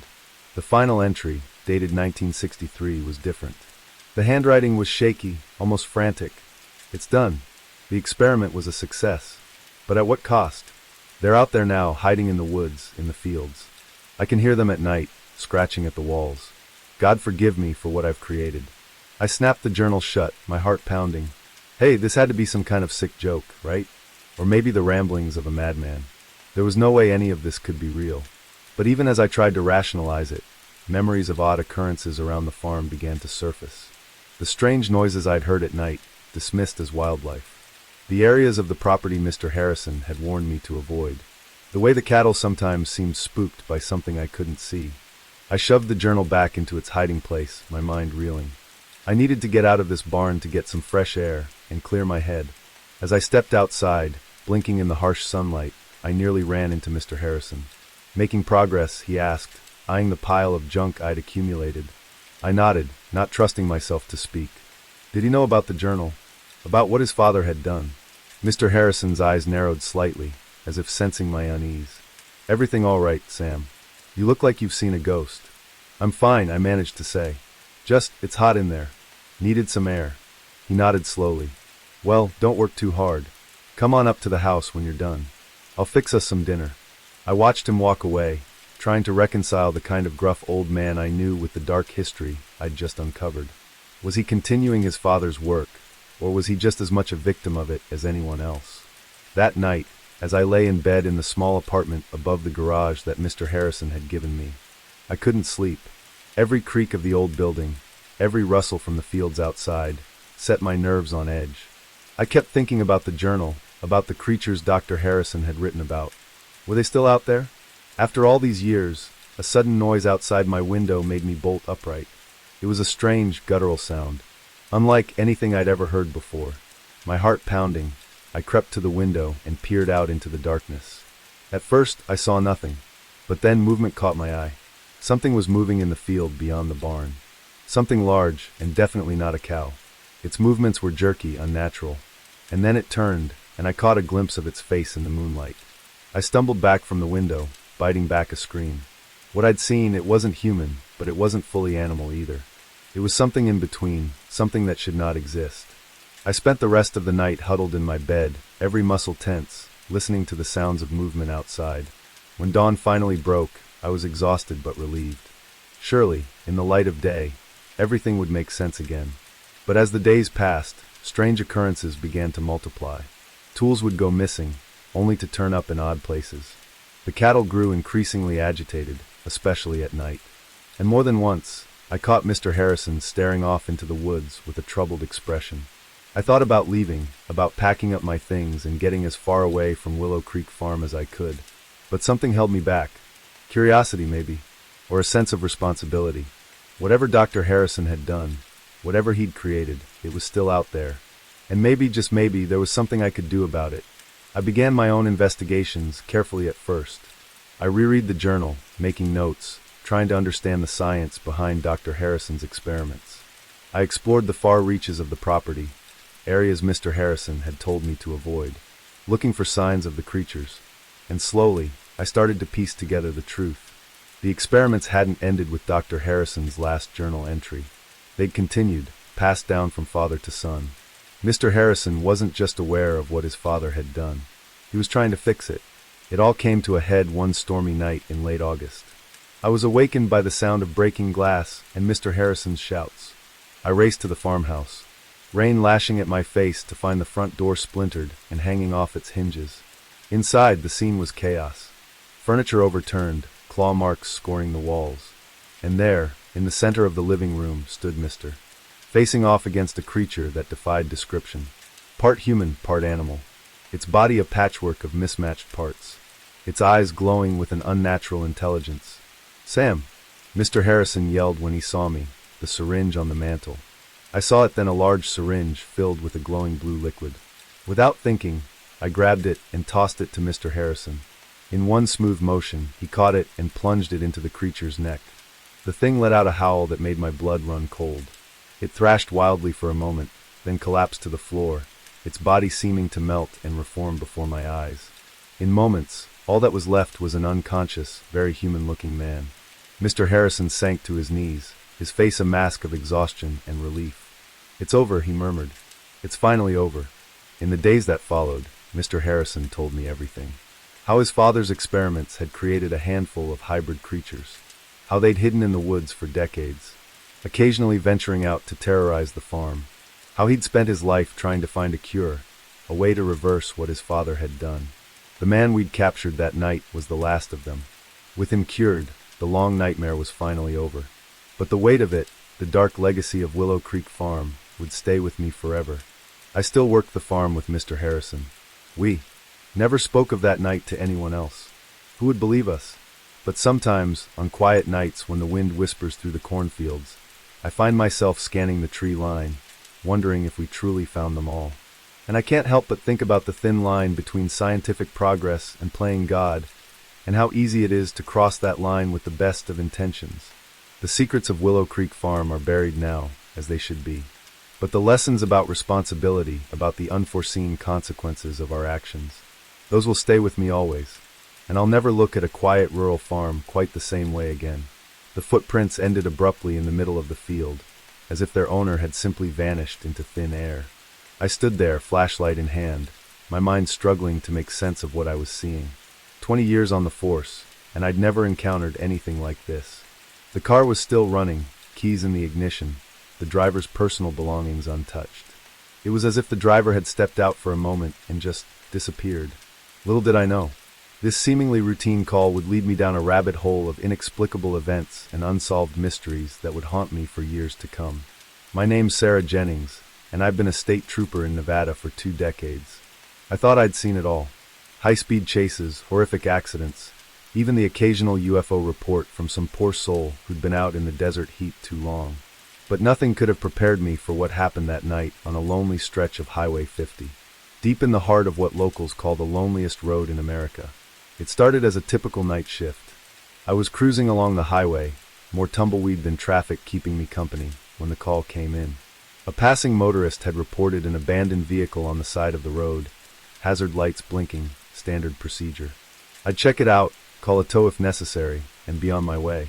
As I pulled up behind the vehicle, a late model sedan, nothing remarkable about it, I noticed something odd. The engine was still running. I approached cautiously, one hand on my holster out of habit. The driver's side door was slightly ajar, but there was no sign of the driver. I shone my flashlight into the interior. Everything looked normal. A half-empty water bottle in the cup holder, a phone charging on the dashboard, a duffel bag in the back seat. No signs of a struggle. No blood, nothing to indicate foul play. "Hello," I called out, sweeping my flashlight across the surrounding area. "Anyone there?" "Highway patrol." Only the whisper of the desert wind answered me. That's when I noticed the footprints, a single set, leading away from the driver's side door into the field adjacent to the highway. They were clear and purposeful, not the staggering tracks of someone injured or disoriented. I radioed in my situation and began to follow the prints. The field was mostly bare, scrub brush and hard-packed earth. Easy to see the trail in the beam of my flashlight. I expected to find the driver relieving themselves behind a bush, or maybe having wandered off in confusion. Instead, I found nothing. The footprints stopped abruptly about 50 yards into the field. One moment they were there clear as day, and the next nothing. Just undisturbed earth stretching out into the darkness. I stood there for a long moment, my mind refusing to process what I was seeing. People don't just vanish. There had to be an explanation. I searched the area thoroughly, widening my circle, looking for any sign of disturbance. Nothing. No scuff marks to indicate someone had jumped or been lifted. No signs of a struggle. Just those footprints, ending in the middle of nowhere. By the time backup arrived, I was sweating despite the cool night air. My colleague, Mike, took one look at my face and knew something was off. "What have we got, Sarah?" he asked, his hand instinctively moving to his holster. I explained the situation, showing him the car, the footprints, the impossible ending. He followed me out into the field, his own bewilderment growing with each step. "This is weird," he said finally, standing at the end of the trail, "really weird." We called in forensics, had the area cordoned off. The next few hours were a blur of activity, photographing the scene, taking casts of the footprints, searching the vehicle. The driver was identified as one David Chun, 37, a software engineer from San Francisco. His family was contacted. No, they hadn't heard from him. Yes, he was driving to visit them in Denver. No, he had no history of mental illness or erratic behavior. As dawn broke, casting long shadows across the field, we were no closer to an explanation. David Chun had simply vanished, leaving behind a running car and a set of footprints that led nowhere. In the days that followed, the investigation intensified. Search parties combed the area. Helicopters with thermal imaging scanned for miles around. David's phone records, bank statements, and internet history were scrutinized. Missing persons bulletins were issued across multiple states. Nothing, not a single clue as to what had happened to David Chun. Theories abounded, each more outlandish than the last. Some suggested he'd been abducted by criminals, by a cult, by aliens. Others proposed he'd staged his own disappearance. There was talk of secret government experiments, of portals to other dimensions. I tried to stay grounded, to focus on the facts. But the more I dug into the case, the stranger things became. A week after David's disappearance, I received an anonymous tip. The caller, a trembling voice disguised by some kind of modulator, told me to look into something called the Highway of Tears. At first, I dismissed it as another crackpot lead, but something about the caller's urgency stuck with me. That night, unable to sleep, I started researching. What I found chilled me to the bone. The Highway of Tears, it turned out, wasn't just one highway. It was a phenomenon reported across multiple states, even multiple countries. Lonely stretches of road where people had vanished without a trace, often leaving behind vehicles in perfect working order. In some cases, there were reports of strange lights in the sky. In others, witnesses described a feeling of lost time, of the world around them seeming to shift and change. The deeper I dug, the more cases I found that mirrored David's. A woman in Alaska whose car was found running, her purse still on the seat, footprints leading into the snow before suddenly stopping. A truck driver in Australia who vanished while making a routine delivery. His rig discovered idling on the side of the outback highway. I began to compile a file, cross-referencing cases, looking for patterns. Most of the disappearances happened at night. Many occurred in remote areas. In several cases, witnesses reported electronic malfunctions, radios cutting out, phones losing signal, just before the disappearances. As my off-duty hours became consumed by this research, I could feel myself changing. I became jumpy, paranoid. Every time I patrolled that stretch of Highway 50, I found myself scanning the horizon, half expecting to see strange lights or shadowy figures. My colleagues noticed the change. Mike confronted me about it one night over coffee at the station. "Sarah, you've got to let this go," he said, his eyes full of concern. "The Chun case is cold. It's eating you up." I wanted to tell him everything about the Highway of Tears, about the patterns I'd discovered. But I knew how it would sound. I'd be taken off active duty, sent to psych eval. So I nodded, promised to take some time off, to get my head straight, but I couldn't let it go. The next night, I found myself back on Highway 50 off duty. My personal vehicle loaded with cameras and scanning equipment I'd borrowed from a friend in the UFO watching community. I don't know what I expected to find. Proof. Maybe. Something to make sense of the senseless. To explain the inexplicable. What I got was something else entirely. It was just after midnight when my radio started to crackle with static. At first, I thought nothing of it. Reception was spotty out here at the best of times. But then I noticed the lights on my dashboard flickering. My headlights dimmed, then brightened, then dimmed again. Heart pounding. I pulled over to the side of the road. This was it. The electronic interference reported in other cases. I grabbed my camera, ready to document whatever came next. That's when I saw it. A light in the field beside the highway. Not a flashlight or a vehicle headlight, but something different. It pulsed with a soft bluish glow, hovering about 6 feet off the ground. I stepped out of my car, camera forgotten in my hand. The light seemed to beckon to me, pulling me forward. I took one step, then another. Somewhere in the back of my mind, a voice was screaming at me to stop, to get back in the car, to drive away as fast as I could. But it was drowned out by an overwhelming sense of curiosity, of longing. I had to know what the light was. Had to understand. I don't know how long I walked. Time seemed to lose all meaning. The light stayed just ahead of me, always just out of reach. I was vaguely aware of my feet moving, of the brush scraping against my legs. And then suddenly the light was gone. I blinked, disoriented, the spell broken. I found myself standing in the middle of the field, no idea how far I'd come. I turned back toward the highway, expecting to see my car's headlights. There was nothing. No car, no highway. Just empty desert stretching out in all directions, silvered by the light of a moon I didn't remember seeing earlier. Panic set in. I spun around, trying to get my bearings. That's when I saw them. Footprints in the dirt. My footprints leading to where I stood. And beyond them, another set of prints. Familiar prints that I'd seen once before, ending abruptly in the middle of nowhere. I stood there, my mind reeling, as the full weight of my situation crashed down upon me. I understood now. I was no longer the investigator. I had become part of the mystery. As the first light of dawn began to creep across the horizon, I made a decision. I would follow those footprints, David Chen's footprints, whatever had happened to him. Whatever lay beyond that impossible ending, I would find out.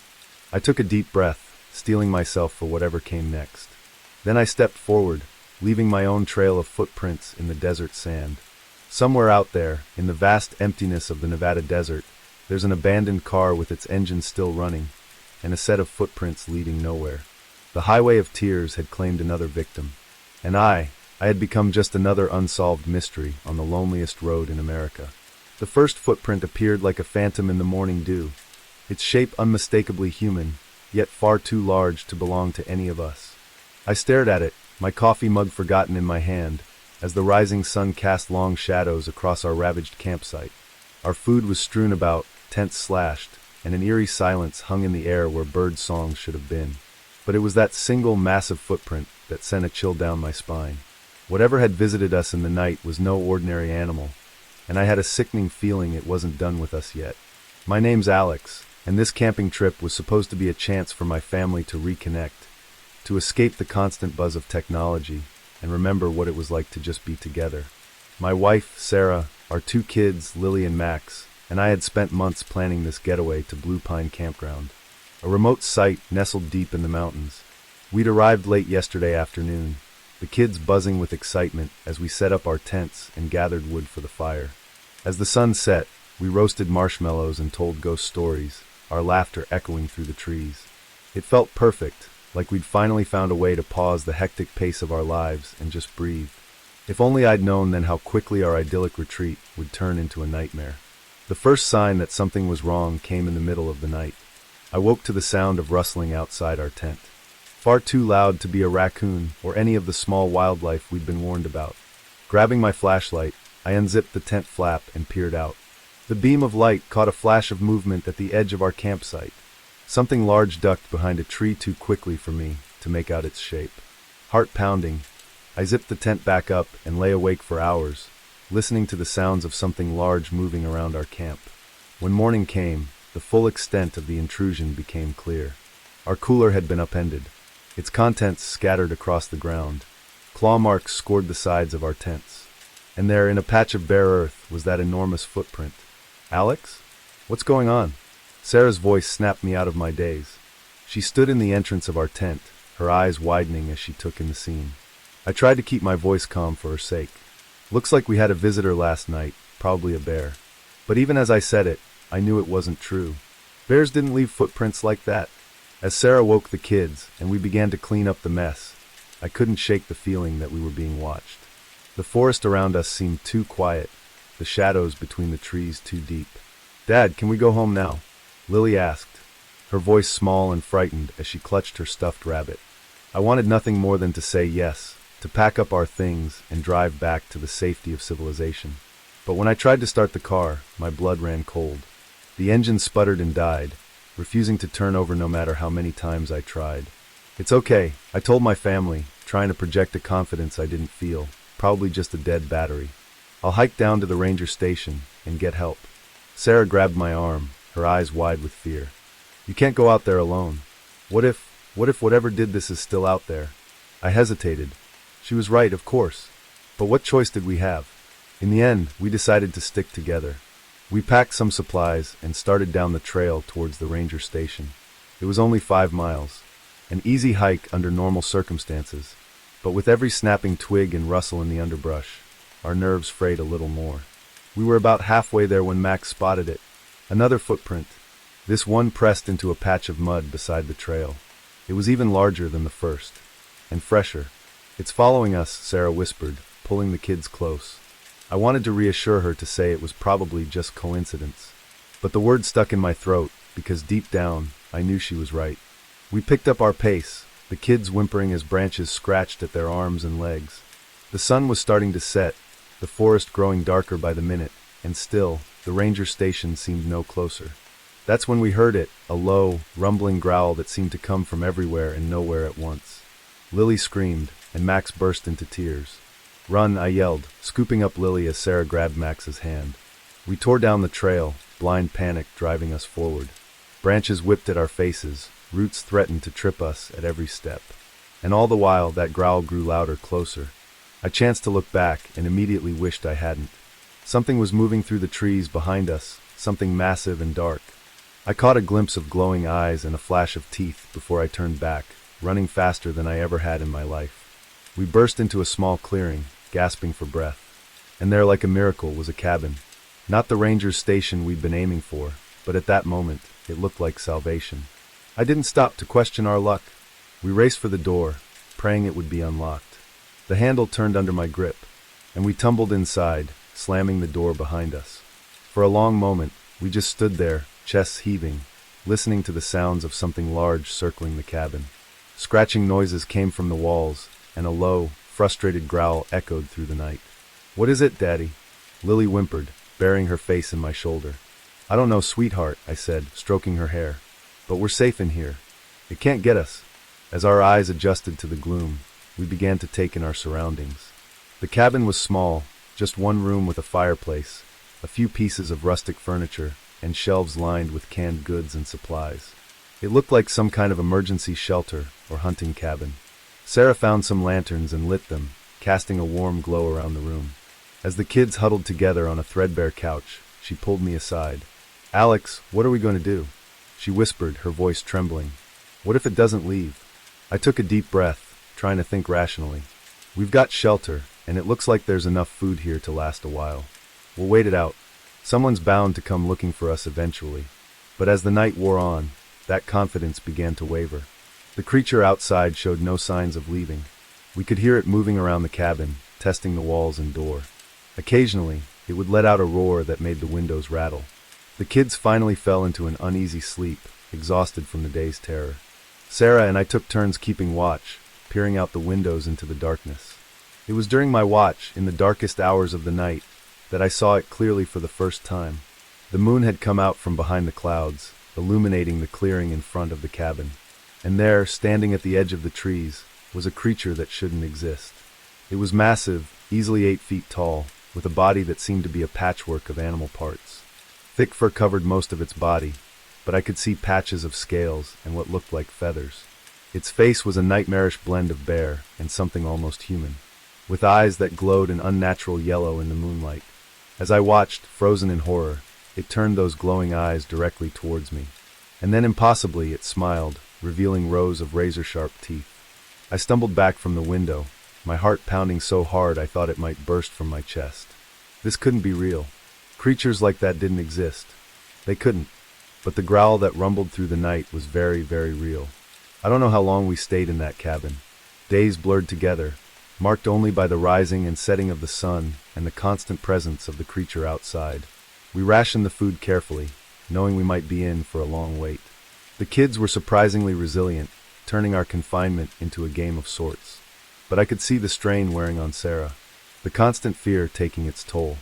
On what I think was the 5th day, we woke to silence. No growls, no scratching at the walls.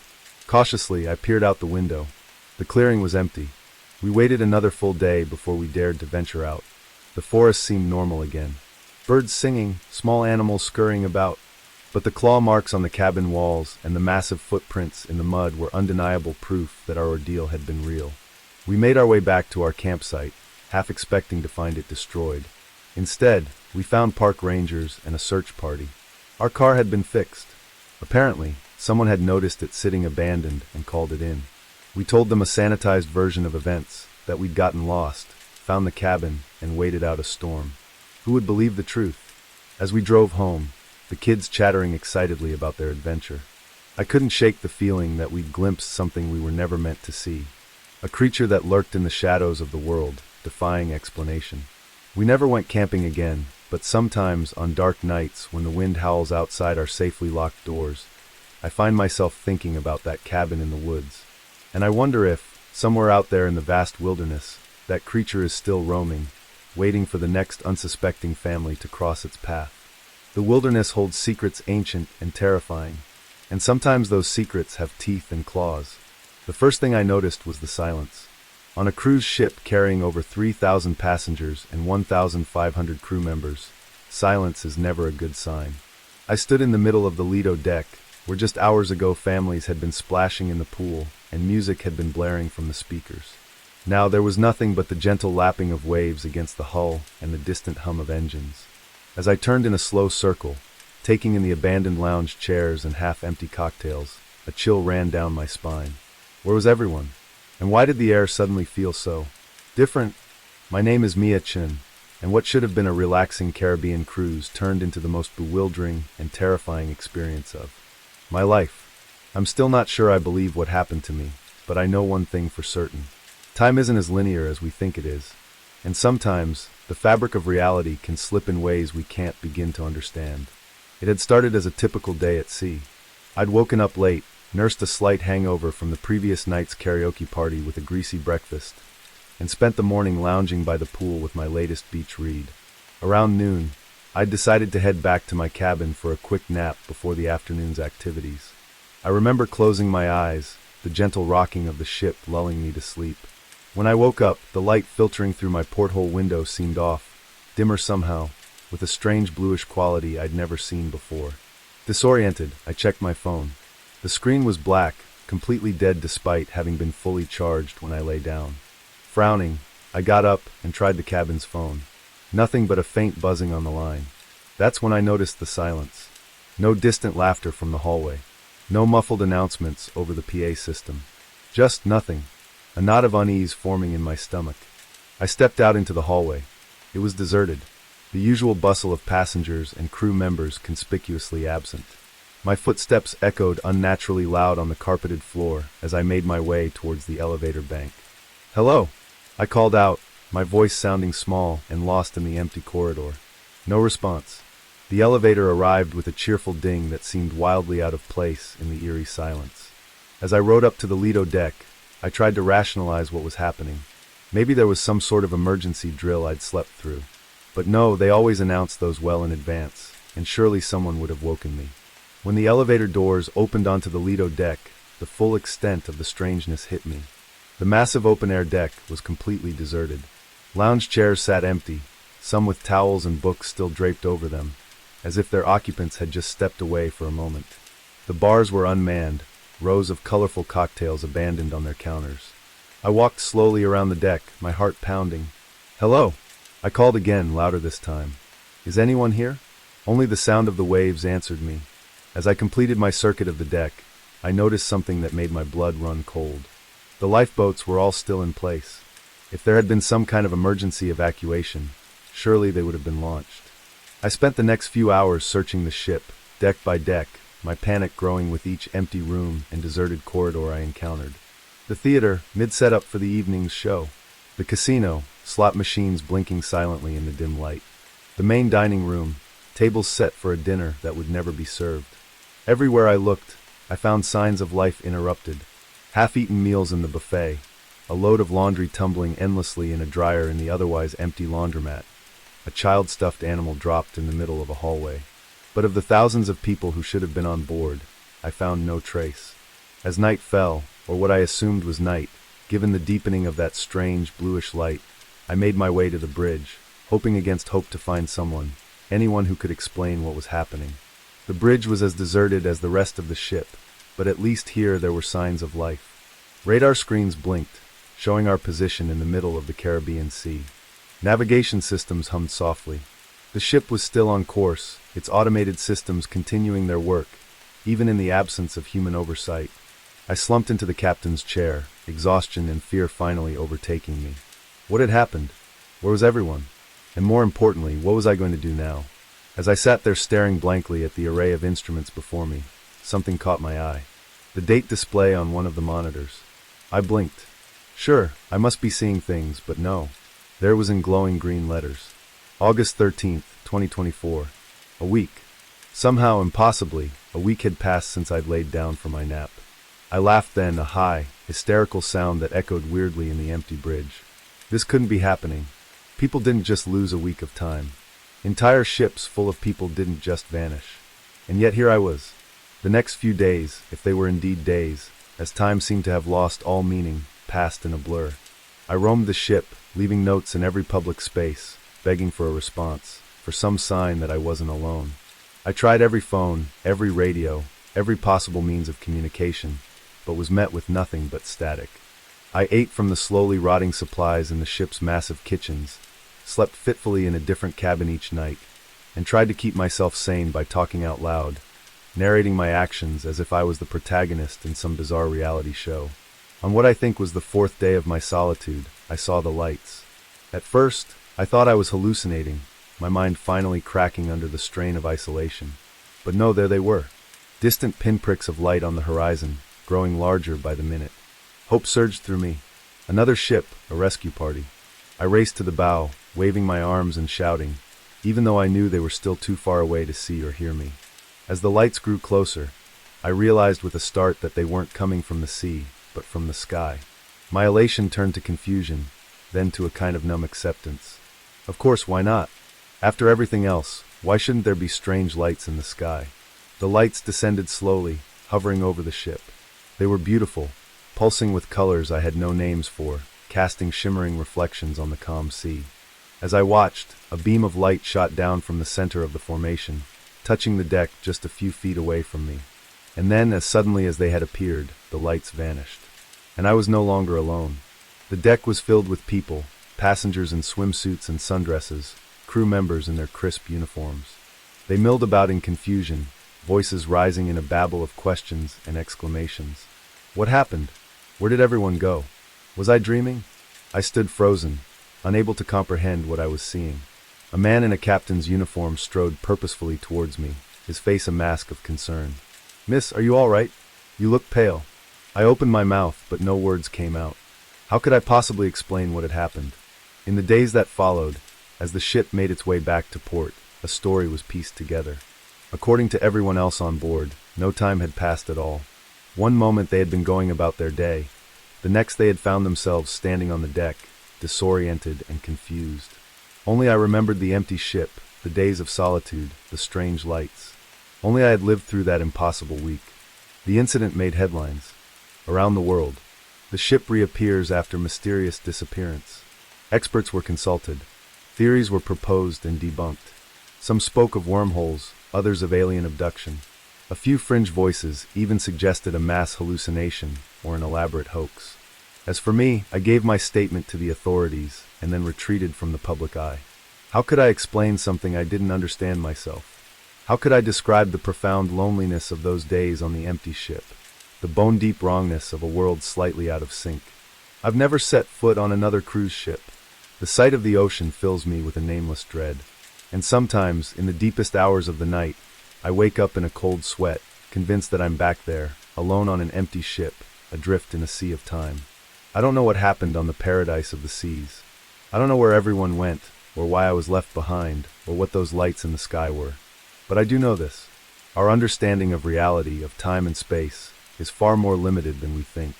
There are things out there, forces at work, that we can't begin to comprehend. And sometimes, if we're very unlucky, we catch a glimpse of them, a peek behind the curtain of reality, into the vast, terrifying unknown that lies beyond. I got that glimpse, and it changed me forever. So the next time you're on a cruise, or any ship for that matter, and you feel a sudden chill, or notice the quality of light change ever so slightly, or find yourself alone in a place that should be crowded, remember my story, and hope, with every fiber of your being, that you don't slip through the cracks of time like I did. Because trust me, once you've experienced that kind of impossible solitude, you're never quite the same again. The scratching started on the first night, a faint, persistent sound that could have been tree branches against the cabin's wooden walls, if not for the absolute stillness of the air outside. I lay awake, Emily's steady breathing beside me, and listened as the noise grew louder, more deliberate. It wasn't until I heard a distinct tapping on the bedroom window that I realized, with a chill that ran deep into my bones, that whatever was out there wasn't a tree. And it wanted in. My name is Daniel, and what was supposed to be a romantic getaway with my girlfriend turned into a waking nightmare that I'm still trying to understand. We'd been dating for a year, and with both of us drowning in work stress, a week in a secluded cabin seemed like the perfect escape. No cell service, no Wi-Fi, just us in the great outdoors. If only we'd known what was waiting for us in those woods. We arrived at the cabin late Friday afternoon. It was exactly as advertised. A cozy 2-bedroom log structure nestled in a clearing, surrounded by towering pines. The nearest neighbor was miles away, and the dirt road leading to the property had been rough enough to make us question our decision more than once. But as we stepped out of the car, the fresh mountain air and the absolute quiet washed away our doubts. This was exactly what we needed. The cabin's owner, a gruff older man named Bill, met us with the keys as he gave us a quick tour. I couldn't help but notice how his eyes darted nervously around, never quite settling on one spot. "Now, couple things to remember," he said as we stood on the porch. "Don't go wandering in the woods after dark. Lots of wildlife out there, and it's easy to get turned around. And if you hear any strange noises at night, just ignore them. Probably just raccoons or something." I nodded, not thinking much of it at the time. Every cabin owner had their quirks and warnings. "Oh, and one more thing," Bill added, his hand on the door. "Whatever you do, don't open the doors or windows at night, no matter what you hear." "Got it?" Before we could ask what he meant, he was gone, his truck kicking up dust as he sped down the dirt road. Emily and I exchanged glances. "Well, that was weird," she said with a nervous laugh. I shrugged it off. "Probably just trying to scare the city folk. Come on, let's unpack." The rest of the day was perfect.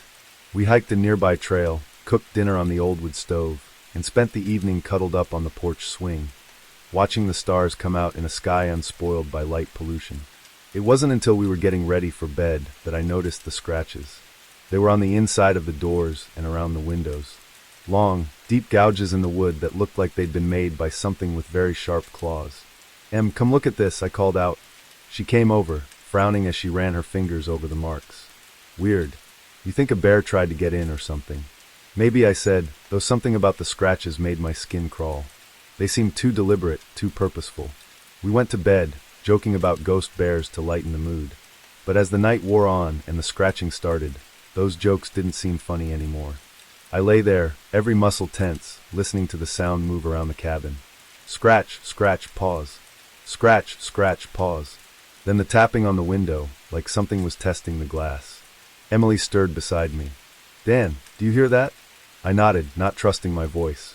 We clung to each other, barely breathing, as the tapping moved from window to window. Finally, after what felt like hours, it stopped. We eventually fell into an uneasy sleep as dawn began to break. The next morning, we tried to rationalize what had happened. Raccoons, wow. We decided, or maybe a particularly persistent owl. We spent the day hiking and swimming in a nearby lake, the bright sunshine making the terrors of the night seem distant and silly. But as evening fell and we returned to the cabin, that sense of unease crept back. We double-checked all the locks, drew the curtains tight, and tried to distract ourselves with board games and wine. The scratching started earlier that night, more insistent than before. And this time, it was accompanied by something else, a low, guttural sound that was almost but not quite a voice. "Daniel," Emily whispered, her face pale in the lamplight. "That's not an animal." I wanted to reassure her to say it was just the wind or our imaginations playing tricks on us. But as the not-quite voice grew louder, forming sounds that were almost words, I couldn't lie to her or myself. We huddled together on the bed, watching the shadows under the door, listening to whatever was out there circle the cabin again and again. At one point, something heavy threw itself against the front door, making the whole cabin shudder. I thought about making a run for the car, but the keys were in the living room, and the idea of opening any door seemed impossible. So we waited, clinging to each other as the night stretched on endlessly. Just before dawn, in that darkest hour when hope seems furthest away, we heard a new sound. Footsteps on the porch, then a knock at the door. A human knock. "Hello? Anyone in there?" A man's voice, gruff but blessedly normal. We approached the door cautiously. Through the peephole, I could see Bill, the cabin owner, standing on the porch with a flashlight. I opened the door, relief flooding through me. "Bill, thank God, there's something out here, something." He cut me off, pushing past us into the cabin. "I know, that's why I'm here. You two okay?" We nodded, still shaken. Bill did a quick circuit of the cabin, checking the windows and doors. When he was satisfied, he turned to us with a grim expression. "I owe you an apology," he said. "I should have told you the whole truth when you got here, but I was afraid you'd leave, and I need the money if I'm being honest." "Tell us what?" Emily demanded. "What the hell is going on here?" Bill sighed, suddenly looking much older. "This land, it's not right, never has been, long as I can remember. Things live in these woods, things that ain't natural. Most of the time they keep to themselves. But sometimes, especially when there's new blood around, they get curious." I felt a chill run down my spine. "What kind of things?" He shook his head. "I don't rightly know. Never seen him clearly. But I've heard him, felt him watching. They're smart, whatever they are. Smart and hungry. Why don't you leave?" Emily asked. "Can't," Bill said simply. "This land's been in my family for generations. And besides," he added, his voice dropping to a near whisper, "I don't think they'd let me." We spent the rest of that night huddled in the living room with Bill, listening to his stories of the things that lived in the woods. Tales passed down through his family, of people who'd vanished over the years, of nights when the barriers between our world and something else seemed to thin. As the sun rose, casting long shadows through the trees, Bill stood up. "They'll be gone now. They can't stand the daylight. You two should pack up and go. I'll refund your money." We didn't argue. Within an hour, we were in our car, speeding down the mountain road, the cabin receding in our rearview mirror. We never talked much about what happened that weekend. How could we explain it to anyone else? Even between ourselves, we found it easier to let the memory fade, to focus on our normal, safe lives in the city. But sometimes on dark nights when the wind blows just right, I find myself listening for that scratching sound. And in my dreams, I still hear that almost voice calling from just beyond the walls, trying to form words I hope I never understand. I don't know what lies in those woods. I don't know why it was so interested in us, or what it might have done if it had gotten inside. But I do know this.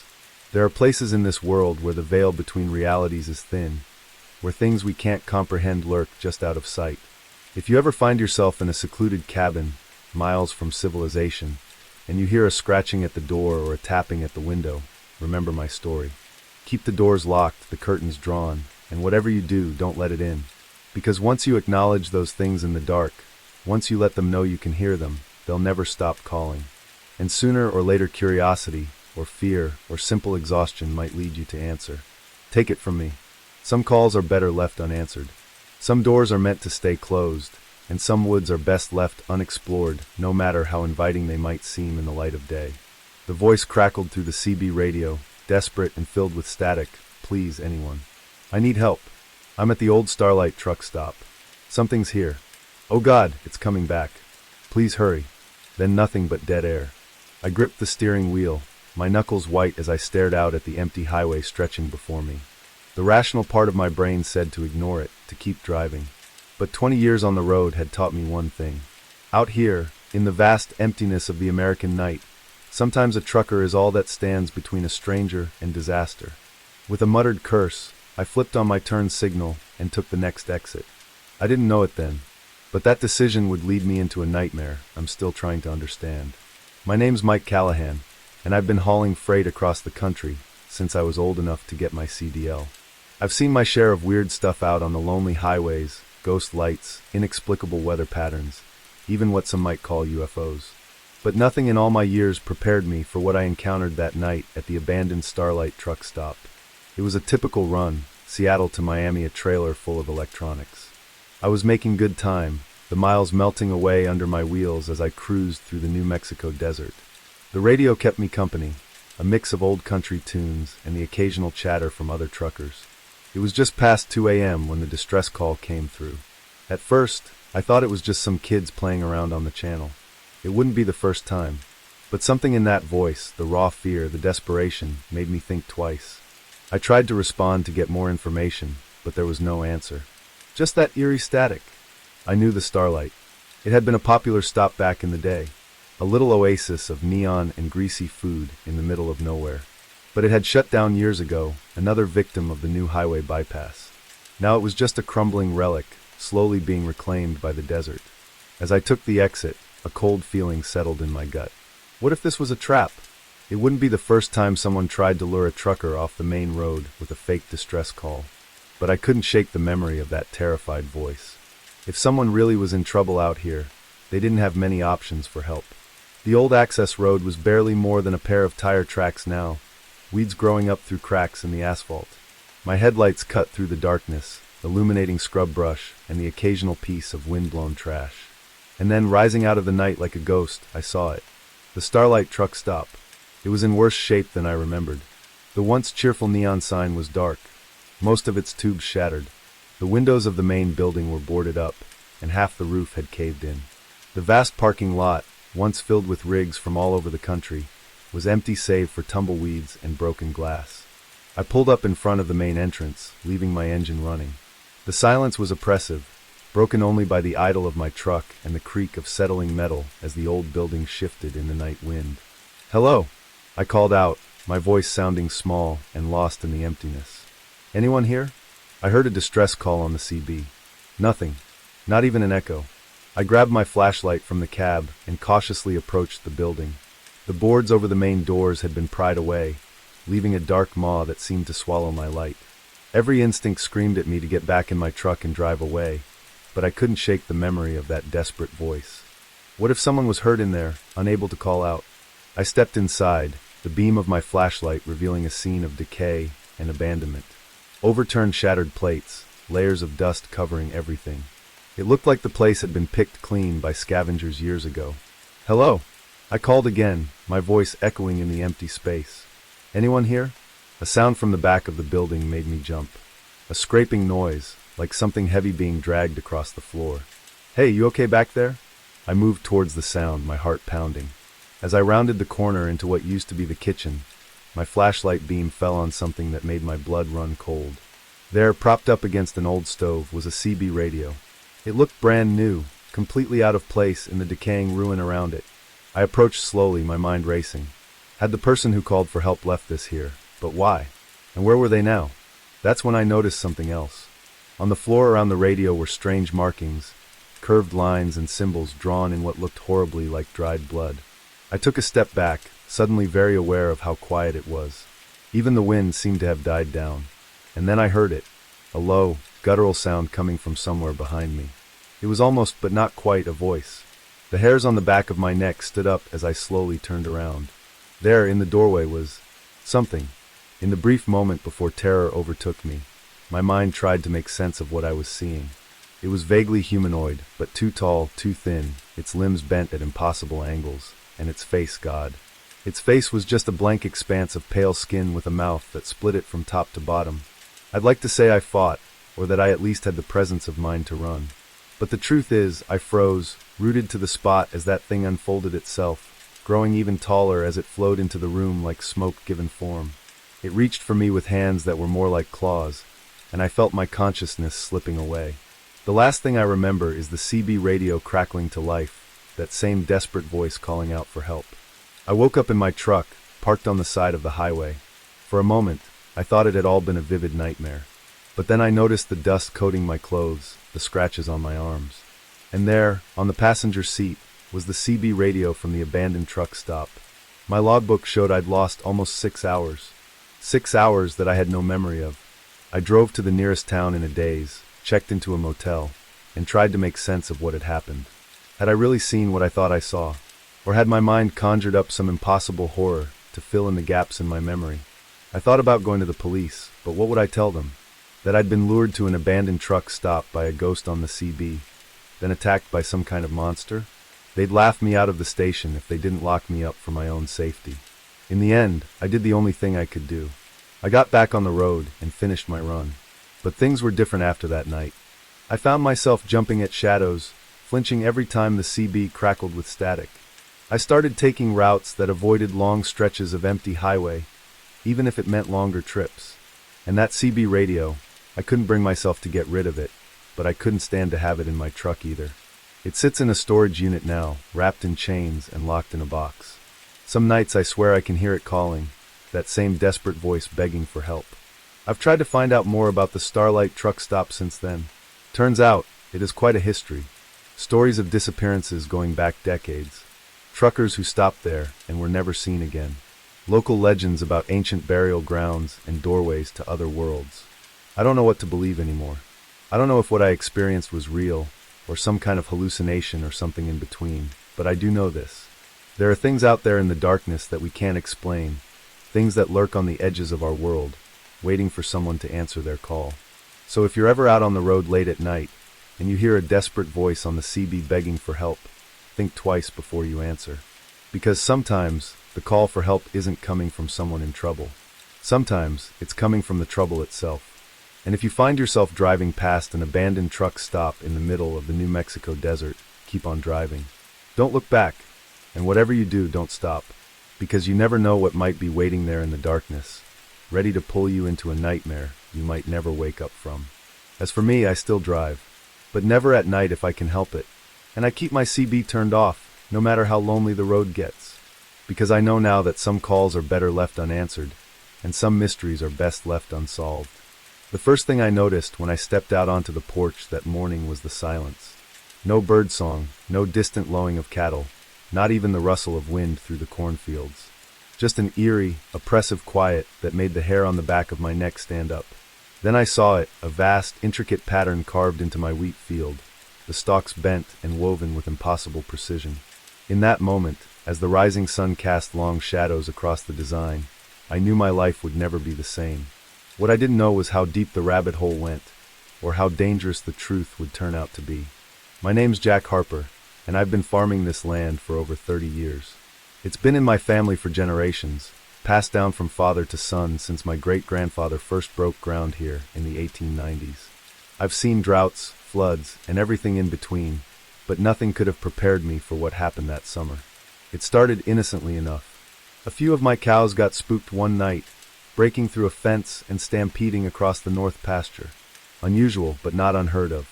Then my tractor started acting up, the electronics going haywire for no apparent reason. Again annoying, but nothing too out of the ordinary for aging farm equipment. But then came the lights. I first saw them about a week before the crop circle appeared. I was up late, going over some paperwork in the kitchen, when a flash of light outside caught my eye. At first I thought it was headlights from a passing car, but we're pretty isolated out here. The nearest neighbor is 5 miles down the road. I stepped outside, and that's when I saw them. 3 bright orbs of light hovering silently over my wheat field. They pulsed with an otherworldly glow, casting long shadows across the swaying stalks. I stood there frozen, for what felt like hours but was probably only a few minutes. Then, as suddenly as they appeared, the lights shot straight up into the sky and vanished. I told myself I was tired, that maybe I'd dozed off at the kitchen table and dreamed the whole thing. But deep down, I knew what I'd seen was real. The next few nights, I stayed up watching. But the lights didn't return. Just as I was starting to think I'd imagined it all, I woke up to find the crop circle. It was massive, covering nearly half of my 100-acre wheat field. The design was incredibly complex. A series of interlocking circles and crescents that seemed to spiral out from a central point.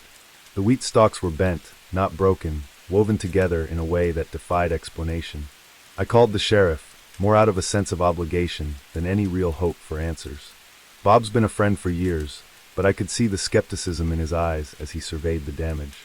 I could be pranksters, he suggested, not sounding very convinced. You know how kids get in the summer looking for thrills. I shook my head. Bob, this would have taken a team of people all night to do, and they'd have left tracks. Look at the ground. There's not a single footprint or tire track anywhere. He didn't have an answer for that. Word spread quickly, as it tends to do in small towns. By noon, my driveway was clogged with curiosity seekers, amateur paranormal investigators, and local news crews. I did my best to keep them off my property, but it was like trying to hold back the tide. That's when things started to get really strange.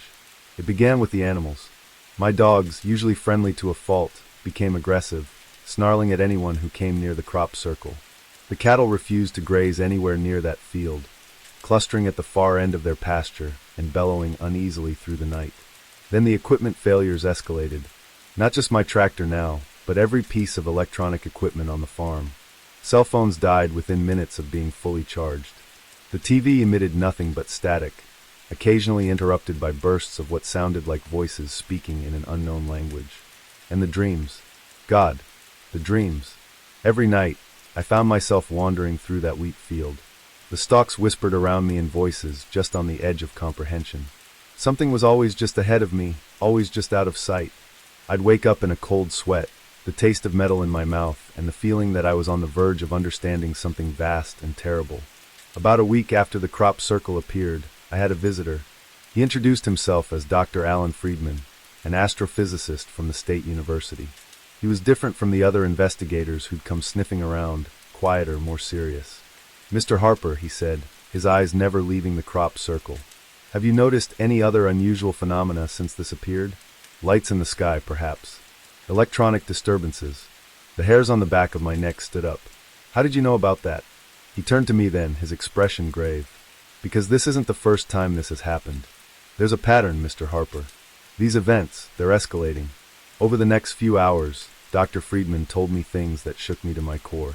About other crop circles, all following a similar design, appearing across the country over the past few years. About increased UFO sightings in those areas. And about people who had gone missing, always in the weeks following the appearance of a circle. "We believe," he said in a low voice, "that these are some kind of test sites. That whatever intelligence is behind this is preparing for something bigger." I wanted to dismiss it all as crazy talk, but I couldn't, not after what I'd seen, what I'd experienced. "What do they want?" I asked, my mouth dry. Dr. Friedman shook his head. "We don't know, but we think you might be in danger, Mr. Harper. These sites, they seem to have a strange effect on the people closest to them. We've documented cases of unusual behavior, of people claiming to receive messages or orders from some unknown source." As he spoke, I felt a chill run down my spine. I thought of my dreams, of the whispers just on the edge of understanding. "What should I do?" I asked. "Let us set up some monitoring equipment," he said. "And whatever you do, don't enter that field. No matter what you hear, no matter what you think you see, promise me." I promised. But promises, I would soon learn, are hard to keep when reality itself seems to be unraveling around you. The next few days were a blur of activity. Dr. Friedman and his team set up cameras and sensors around the perimeter of the crop circle. They took samples of the soil and the wheat, muttering to each other in low, worried tones. And all the while, the whispers in my dreams grew louder, more insistent. I'd wake up with strange symbols etched in my mind, my fingers itching to draw them. The urge to walk into that field, to reach the center of the circle, became almost overwhelming. It all came to a head on the 7th night after the circle appeared. I was jolted awake by a sound I'd never heard before, a low, thrumming vibration that seemed to come from everywhere and nowhere at once. I stumbled to the window and felt my heart stop. The crop circle was glowing, pulsing with a soft, blue-white light that seemed to beat in time with the thrumming sound. And there, hovering above it, were the lights I'd seen before. But this time they were descending. I don't remember deciding to go outside. One moment I was at the window. The next I was running across the yard in my pajamas, drawn toward the circle by a force I couldn't resist. Dr. Friedman's warning echoed in my head, but it seemed distant, unimportant. All that mattered was reaching the center of the circle, meeting whatever was coming down from the sky. I was at the edge of the wheat field when a hand grabbed my arm, yanking me back. It was Dr. Friedman, his face pale in the otherworldly light. "Harper, no," he shouted over the thrumming. "If you go in there, we'll lose you." I struggled against his grip, the whispers in my head drowning out everything else. But he held firm, and slowly, painfully, I felt the compulsion begin to fade. We watched, transfixed, as the lights descended into the center of the crop circle. There was a flash so bright it left spots dancing in my vision, and then nothing. The lights were gone.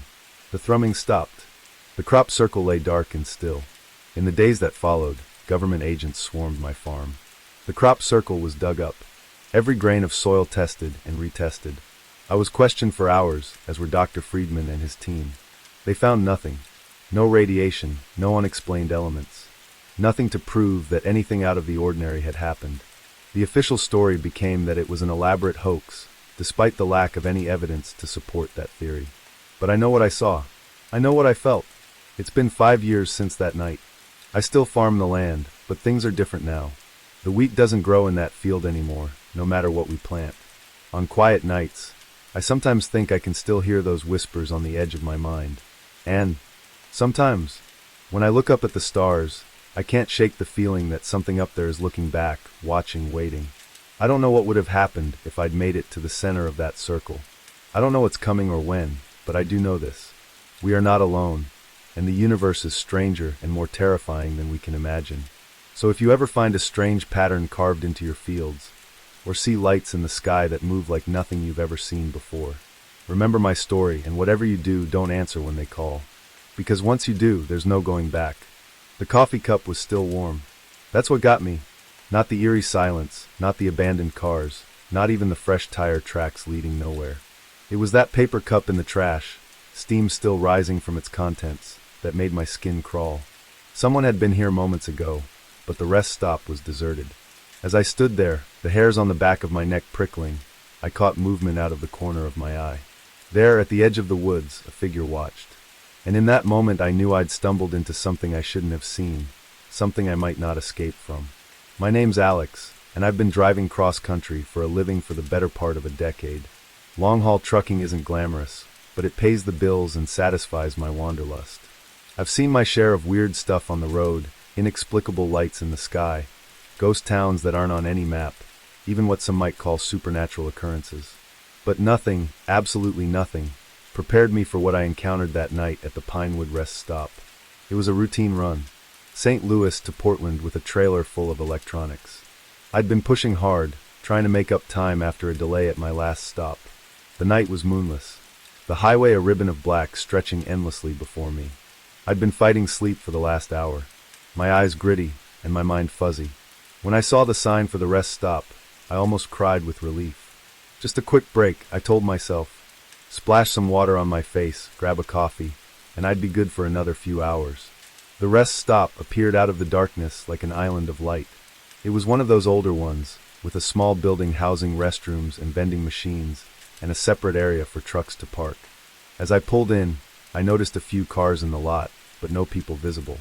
I parked and stepped out of my rig, stretching muscles cramped from hours of sitting. The air was unnaturally still. No breeze, no sounds of insects or distant traffic, just silence. That should have been my first warning. I made my way to the building, my footsteps echoing loudly on the concrete. The door creaked as I pushed it open, the sound jarring in the quiet. Inside, the fluorescent lights buzzed softly, casting a harsh glare over the empty space.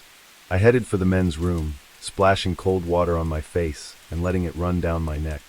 As I looked up at my reflection, haggard and pale in the mirror, I saw something that made my heart skip a beat. In the mirror, reflected in the partially open door behind me, I caught a glimpse of movement. Just a shadow, really, but distinctly human-shaped. I whirled around, but the doorway was empty. "Hello," I called out, my voice sounding thin and nervous even to my own ears. No response. Shaking it off is a trick of my tired mind. I left the restroom and headed for the vending machines. That's when I noticed the other oddities. A jacket draped over a chair, as if its owner had just stepped away. A smartphone on a table, its screen still lit up. And there, in the trash can by the door, that steaming cup of coffee. My skin prickled with goosebumps. Where was everyone?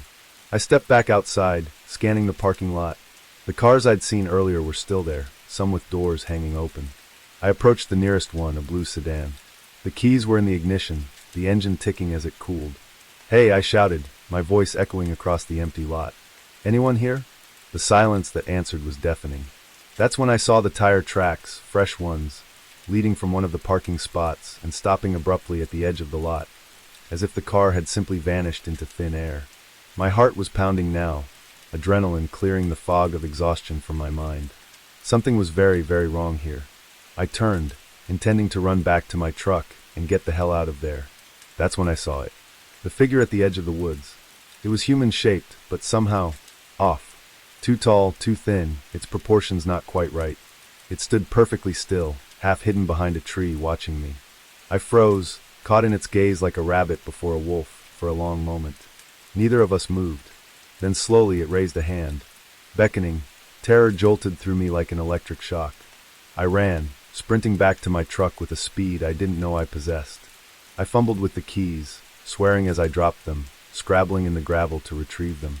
As I pulled myself up into the cab, I risked a glance back. The figure was closer now, no longer hiding behind the trees. In the harsh glare of the rest stoplights, I could see it more clearly. And God, I wish I couldn't. Its skin was pale, almost translucent, stretched too tight over an impossible frame. Its face was smooth, featureless except for deep-set eyes that reflected the light like a cat's, and its mouth. Its mouth split its face from ear to ear, filled with needle-sharp teeth. I got the key in the ignition, the engine roaring to life. As I slammed the truck into gear, I saw movement out of the corner of my eye. More figures emerging from the woods, dozens of them, all with that same impossible physiology, all moving with an unnatural, fluid grace. I floored it, the truck's tires spinning in the gravel before finding purchase. I tore out of that rest stop like all the demons of hell were on my tail. And for all I know, they were. I drove for hours, pushing well past the legal limit for consecutive time behind the wheel. I didn't stop until the sun was high in the sky, and I was 2 states away. Even then, I couldn't shake the feeling of being watched. When I finally worked up the courage to check my mirrors, the highway behind me was empty. No sign of pursuit, no hint of the horror I'd left behind. But the memory of those figures, of that beckoning hand, was burned into my mind. I considered reporting what I'd seen, but who would believe me? I'd sound like a lunatic raving about monsters at a rest stop. So I kept quiet, finished my run, and tried to convince myself it had all been a hallucination brought on by exhaustion.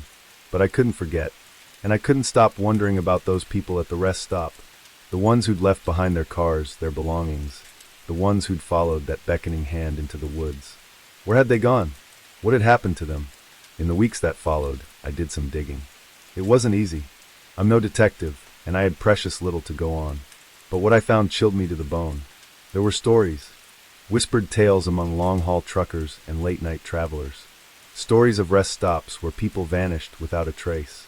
A figure seen at the edge of the woods, always at night, always beckoning. Some called them aliens. Others said they were interdimensional beings. A few spoke of ancient, forgotten gods, awakening in our modern world. I don't know what they are. I don't know what they want. But I know they're out there, waiting at the edges of lonely highways, in the shadows of late-night rest stops. I still drive, but never at night if I can help it. I avoid rest stops, pushing myself to make it from one major town to the next without breaks. And I never, ever stop if I see a solitary figure standing at the edge of the woods. Sometimes, on long hauls when the night is dark and the road seems to go on forever, I think I see them in my mirrors. Tall, thin figures, keeping pace with my truck despite its speed. Watching, waiting, and sometimes I wonder if I really did escape that night. Or if somehow I'm still there, trapped in some in-between place, living out a life that's not quite real.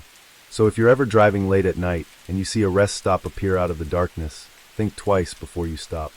Check your gas gauge, your caffeine levels, your fatigue. Ask yourself, is it worth the risk? Because you never know what might be waiting there in the shadows. You never know who or what might be beckoning you into the woods. And once you follow, you might never find your way back. Remember my story and keep driving no matter how tired you are. Because some rest stops aren't meant for rest. Some are gateways to places we were never meant to go. And once you cross that threshold, there's no coming back. First photo showed nothing but trees. The second captured a blur of movement at the edge of the frame. But it was the third image that made my blood run cold. There, emerging from the shadows between 2 ancient pines, was a figure. Humanoid, but wrong somehow. Too tall, too thin, its proportions distorted in a way that defied natural law. And it was looking directly at the camera. At me. I lowered the viewfinder with shaking hands, my eyes darting to the deepening shadows around my campsite. Night was falling, and I was no longer alone in these woods. My name is Maggie Chin, and I've been a nature photographer for the better part of a decade. I've trekked through rainforests, scaled mountains, and waded through swamps to get the perfect shot. But nothing in all my years of experience could have prepared me for what I encountered in the depths of the Olympic National Forest. It was supposed to be a routine assignment, a 2-week solo expedition to capture the raw beauty of the old-growth forest for a conservation magazine. I'd done dozens of trips like this before, and I was looking forward to the solitude, to immersing myself in nature without the distractions of the modern world. The first few days were idyllic. The forest was a photographer's dream, all towering evergreens draped in moss, hidden waterfalls, and dappled sunlight filtering through the canopy. I set up my base camp in a small clearing near a babbling stream, venturing out each day to explore and photograph. It was on the fourth night that things started to get strange. I was reviewing the day's shots on my camera when I noticed something odd in the background of one image. A shape, just barely visible in the shadows between two trees. At first, I dismissed it as a trick of the light or maybe a deer, but something about it nagged at me. The next day, I returned to the same spot, determined to figure out what I'd captured. I set up my camera trap, a motion-activated camera designed to capture wildlife, and left it there for the day while I explored other areas. When I returned that evening and checked the camera, my heart nearly stopped. There were dozens of images, taken in rapid succession. The first few showed nothing unusual, just the forest floor and a squirrel or two. But then the figure appeared, tall and impossibly thin, with long spindly limbs that seemed to bend at unnatural angles. Its skin, where visible, was pale and almost translucent, stretched tight over an inhuman frame, and its face. God, its face! Smooth and featureless, save for two large, dark eyes that reflected the camera's flash like a cat's. I stared at the images, my mind refusing to process what I was seeing. This couldn't be real. It had to be a hoax, a trick played by some other hiker with too much time on their hands and a talent for Photoshop. But as I flipped through the sequence of photos, a chill ran down my spine. The figure was moving closer to the camera with each shot. In the final image, it was reaching towards the lens, long fingers blurred with motion.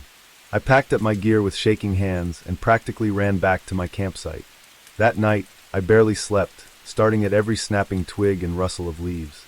I told myself I was being ridiculous, that there had to be a logical explanation.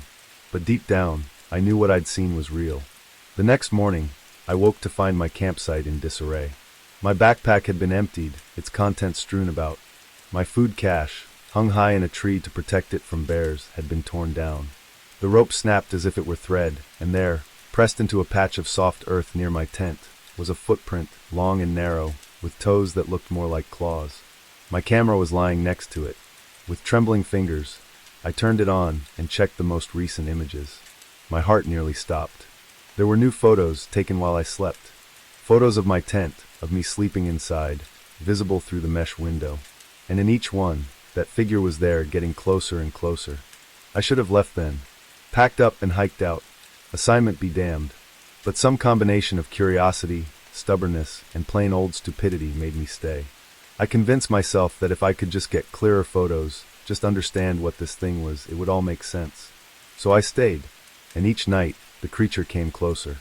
I set up more camera traps around my campsite, capturing image after image of the being as it circled my tent. I barely slept, spending my nights huddled in my sleeping bag, clutching my hunting knife and jumping at every sound. During the day I'd venture out, following trails of broken branches and those strange footprints.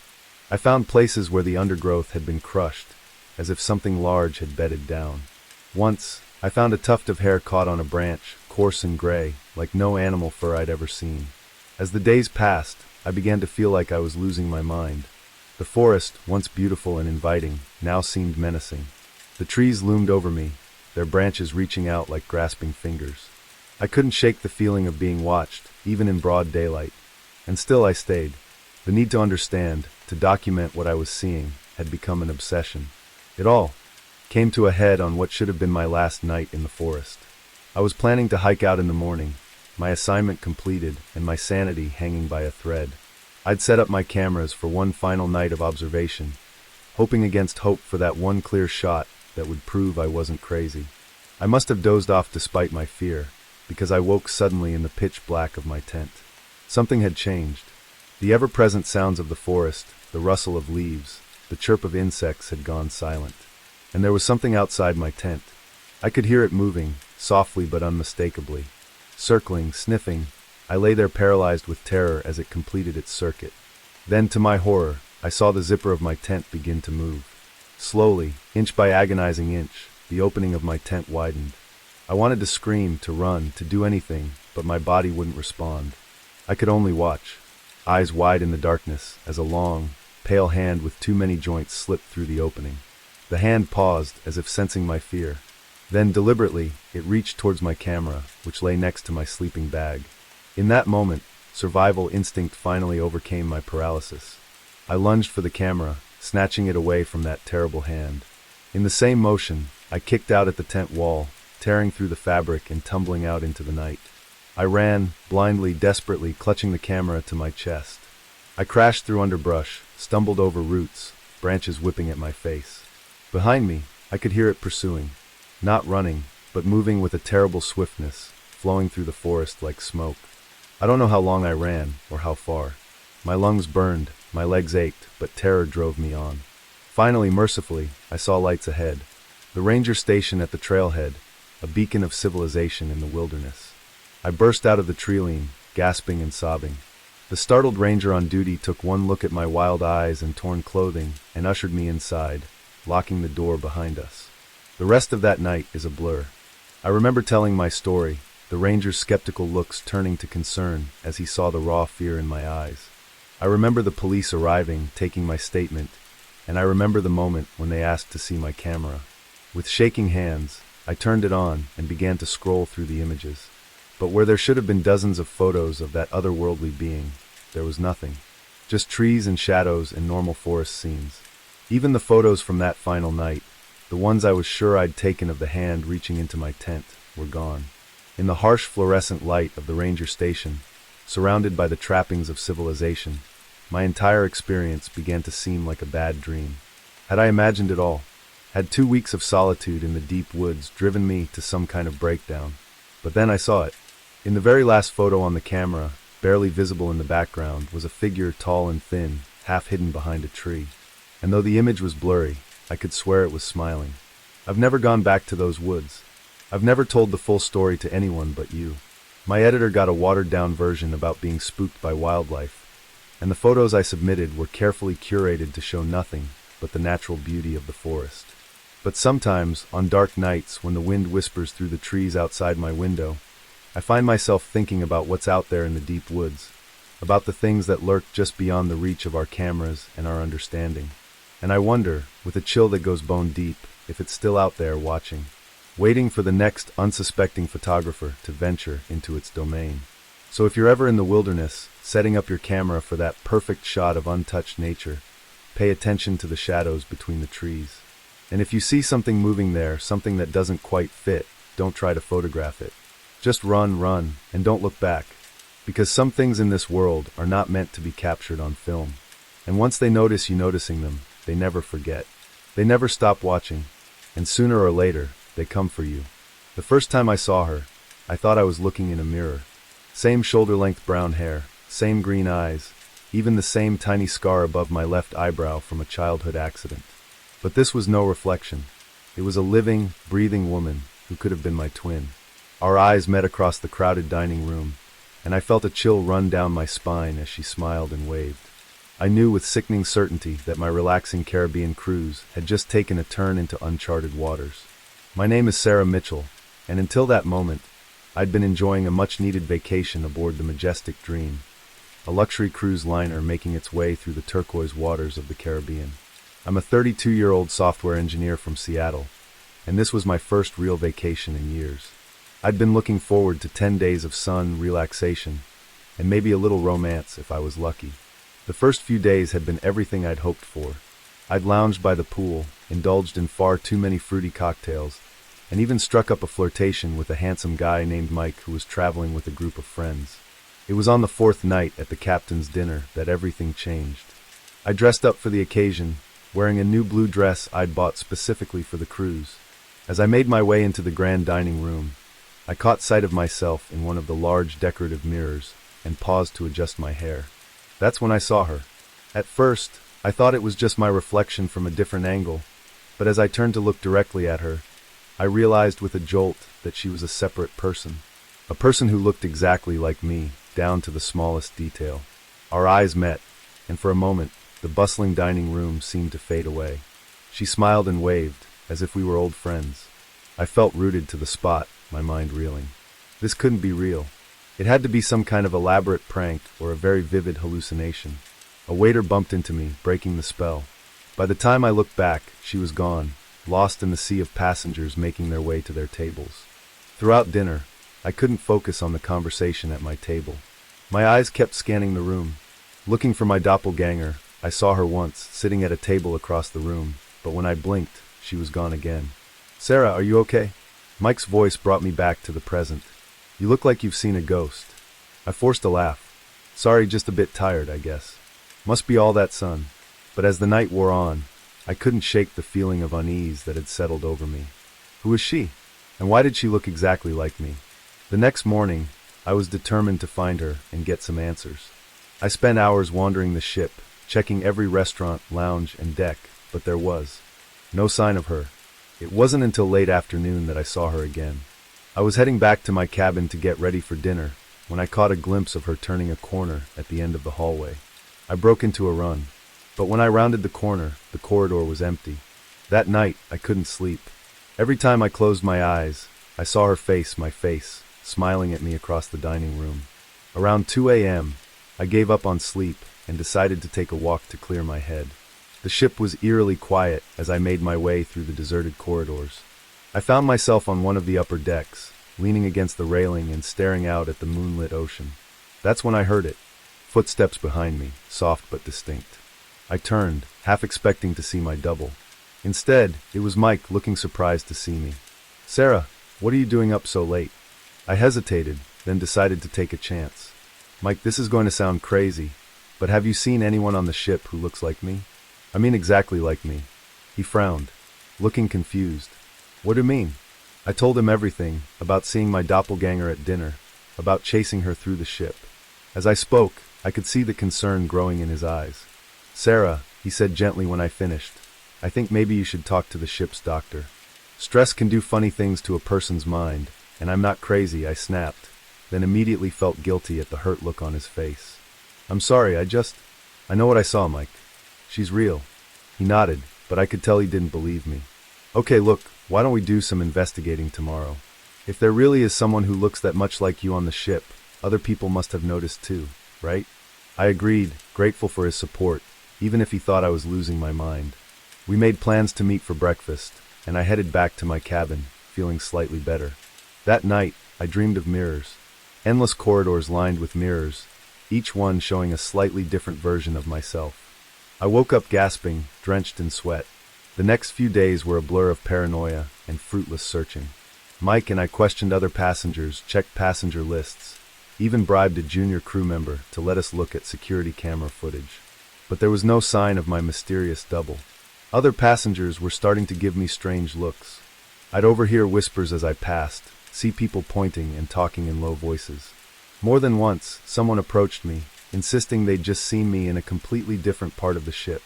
Mike stuck by me, but I could tell his patience was wearing thin. Maybe it was just someone who looked a lot like you. He suggested one afternoon, as we sat by the pool. And now you're just seeing what you expect to see. I wanted to believe him, but deep down, I knew what I'd seen. And I was becoming more and more convinced that something very strange was happening on this ship. It all came to a head on the 8th night of the cruise. I was walking back to my cabin after a late-night movie when I saw her again. She was standing at the end of the corridor, watching me. This time, I was determined not to let her get away. I ran towards her, calling out, "Wait, who are you? Why do you look like me?" She turned and fled, and I chased her through the twisting corridors of the ship, upstairs, down hallways, through lounges and restaurants. It was like a maze, and more than once I found myself in parts of the ship I'd never seen before. Finally, I cornered her in a dead-end hallway. She stood with her back to me, shoulders heaving as if she'd been running too. "Please," I gasped, out of breath, "just tell me who you are." Slowly, she turned to face me, and as she did, I felt the world tilt sideways. Her face was mine, yes, but it was wrong somehow. The proportions were slightly off, the eyes a little too large, the smile a little too wide. As I watched in horror, her features seemed to ripple and shift like a reflection in disturbed water. "Who am I?" she said, and her voice was a distorted version of my own. "I'm you, Sarah, or rather I'm who you could be, who you might become." She took a step towards me, and I stumbled backward, my back hitting the wall. What are you?" Her smile widened impossibly. "I'm a possibility, a potential future, this ship. It exists in a place where realities intersect, where different versions of ourselves can meet." My mind reeled, trying to make sense of her words. "But why? Why show yourself to me?" She laughed, and the sound sent shivers down my spine. "To give you a choice, of course, you can go back to your life, your safe, predictable existence, or you can embrace the unknown, become something more. As she spoke, I noticed something behind her. The end of the hallway was shifting, shimmering like a heat haze, and beyond it, I caught glimpses of other places, other realities. She held out her hand. "Come with me, Sarah. See what you could become." For a moment, I was tempted. The promise of adventure, of the unknown, pulled at me. But then I thought of my life back home, of my friends and family, of Mike, probably worried sick about where I disappeared to. I shook my head. No, this is my reality, my life, and I choose it. Her face twisted in anger, becoming less and less human by the second. "You'll regret this," she hissed. And then, before I could react, she lunged at me. I closed my eyes, bracing for impact. But it never came. Instead, I felt a rush of wind, a sensation of falling, and then nothing. When I opened my eyes, I was back in my cabin. Sunlight was streaming through the porthole, and the sounds of passengers enjoying the morning filtered in from the hallway. For a moment, I thought it had all been a dream. But then I noticed something on my bedside table. A small silver pendant, shaped like a key. Something I'd never seen before, but that looked strangely familiar. I picked it up, and as I did, I caught a glimpse of myself in the mirror. For just a second, I could have sworn my reflection smiled at me with a mouth that was a little too wide. The rest of the cruise passed uneventfully. I never saw my doppelganger again. And eventually, I managed to convince myself that stress and too much sun had played tricks on my mind. Mike and I grew closer, and by the time we docked, we were making plans to see each other back in the real world. But sometimes late at night, I find myself looking at that silver key, and I wonder about roads not taken, about other versions of myself and other realities. And I can't help but think that somewhere out there, on a ship sailing through the spaces between worlds, another Sarah made a very different choice. So if you ever find yourself on a cruise and catch a glimpse of someone who looks just like you, remember my story. Think very carefully about the choices you make, because sometimes our doubles are more than just reflections. Sometimes they're glimpses of who we might become, for better or for worse. The words were whispered with such urgency, such raw fear that I felt my blood turn to ice. Whatever you do, don't be here at midnight. The weathered trucker who'd spoken them was already walking away, leaving me frozen in my seat, half-eaten burger growing cold on the plate in front of me. I glanced at my watch, 11:37 p.m. As I looked around the diner, taking in the tense faces and furtive glances of the other patrons, I realized with growing dread that I'd stumbled into something far more sinister than a late-night pit stop. My name's Jack, and until that moment, I'd been on a routine cross-country drive from New York to Los Angeles. I'm a freelance photographer, and I'd taken on a last-minute gig that required me to transport some sensitive equipment that couldn't be trusted to shipping companies. The pay was good, and I figured the road trip would give me a chance to capture some interesting shots along the way. I'd been driving for nearly 18 hours straight, fueled by gas station coffee and the kind of determination that only comes from a looming deadline. When I saw the neon sign for Mel's Diner, glowing like a beacon in the dark Nevada desert, I decided to pull over. My stomach was growling, and I figured a hot meal and a real cup of coffee would do me good. The diner looked like something straight out of a 1950s postcard, all chrome and red vinyl booths, with a jukebox in the corner playing old rock and NI roll tunes. But as soon as I walked in, I sensed something was off. The place was surprisingly busy for the middle of the night, but the atmosphere was tense, almost electric. I slid into an empty booth and ordered a cheeseburger and coffee from a waitress whose smile seemed a little too forced. As I waited for my food, I couldn't help but notice how everyone in the diner seemed on edge. Conversations were hushed, and people kept glancing at the large clock above the counter. When my food arrived, I tried to strike up a conversation with the waitress. "Busy night, huh?" She nodded, her eyes darting to the clock. "Yeah, it usually is around this time." "Oh, you get a lot of late-night traffic." She hesitated, then leaned in closer. "Look, honey, you seem nice. So let me give you some advice. Eat quick and get back on the road. You don't want to be here too long." Before I could ask what she meant, she was gone, hurrying off to another table. I sat there, burger halfway to my mouth, thoroughly confused. That's when the trucker at the counter turned to me and whispered those chilling words, "Whatever you do, don't be here at midnight." As he walked away, I noticed other patrons starting to leave. They moved with an urgency that seemed at odds with the late hour, practically running to their vehicles. I flagged down my waitress again. "What's going on? Why is everyone leaving?" She glanced nervously at the clock, 11:45 p.m. now, and sighed. I shouldn't tell you this, but things happen here at midnight. Bad things. Nobody knows why, but it's been going on for years. Some say this place sits on some kind of convergence, a weak spot between worlds. All I know is Jarny don't want to be here when the clock strikes 12. I laughed, though it sounded hollow even to my own ears. Come on, you can't be serious. What, is this place haunted or something? Her expression remained deadly serious, worse. Now please, for your own sake, finish up and go. I wanted to believe it was all an elaborate joke. Some weird local custom to scare tourists, but the fear in her eyes, the palpable tension in the air, it felt too real to dismiss. I gulped down my coffee and threw some bills on the table, deciding that whatever was going on, I didn't want to stick around to find out. But as I stood up to leave, I noticed something that made my heart skip a beat. The door to the diner was gone.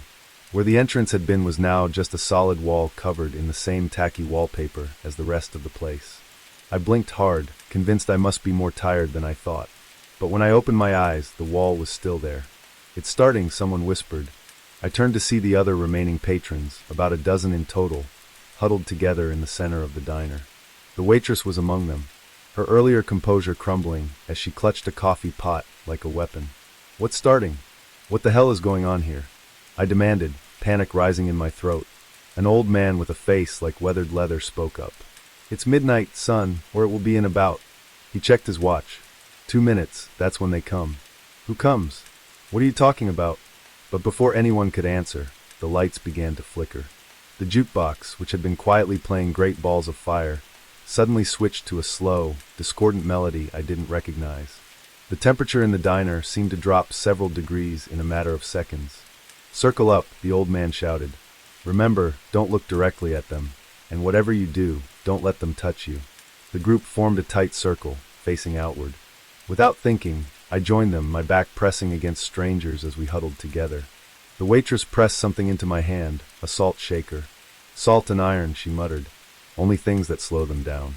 I wanted to laugh, to tell them all this was insane.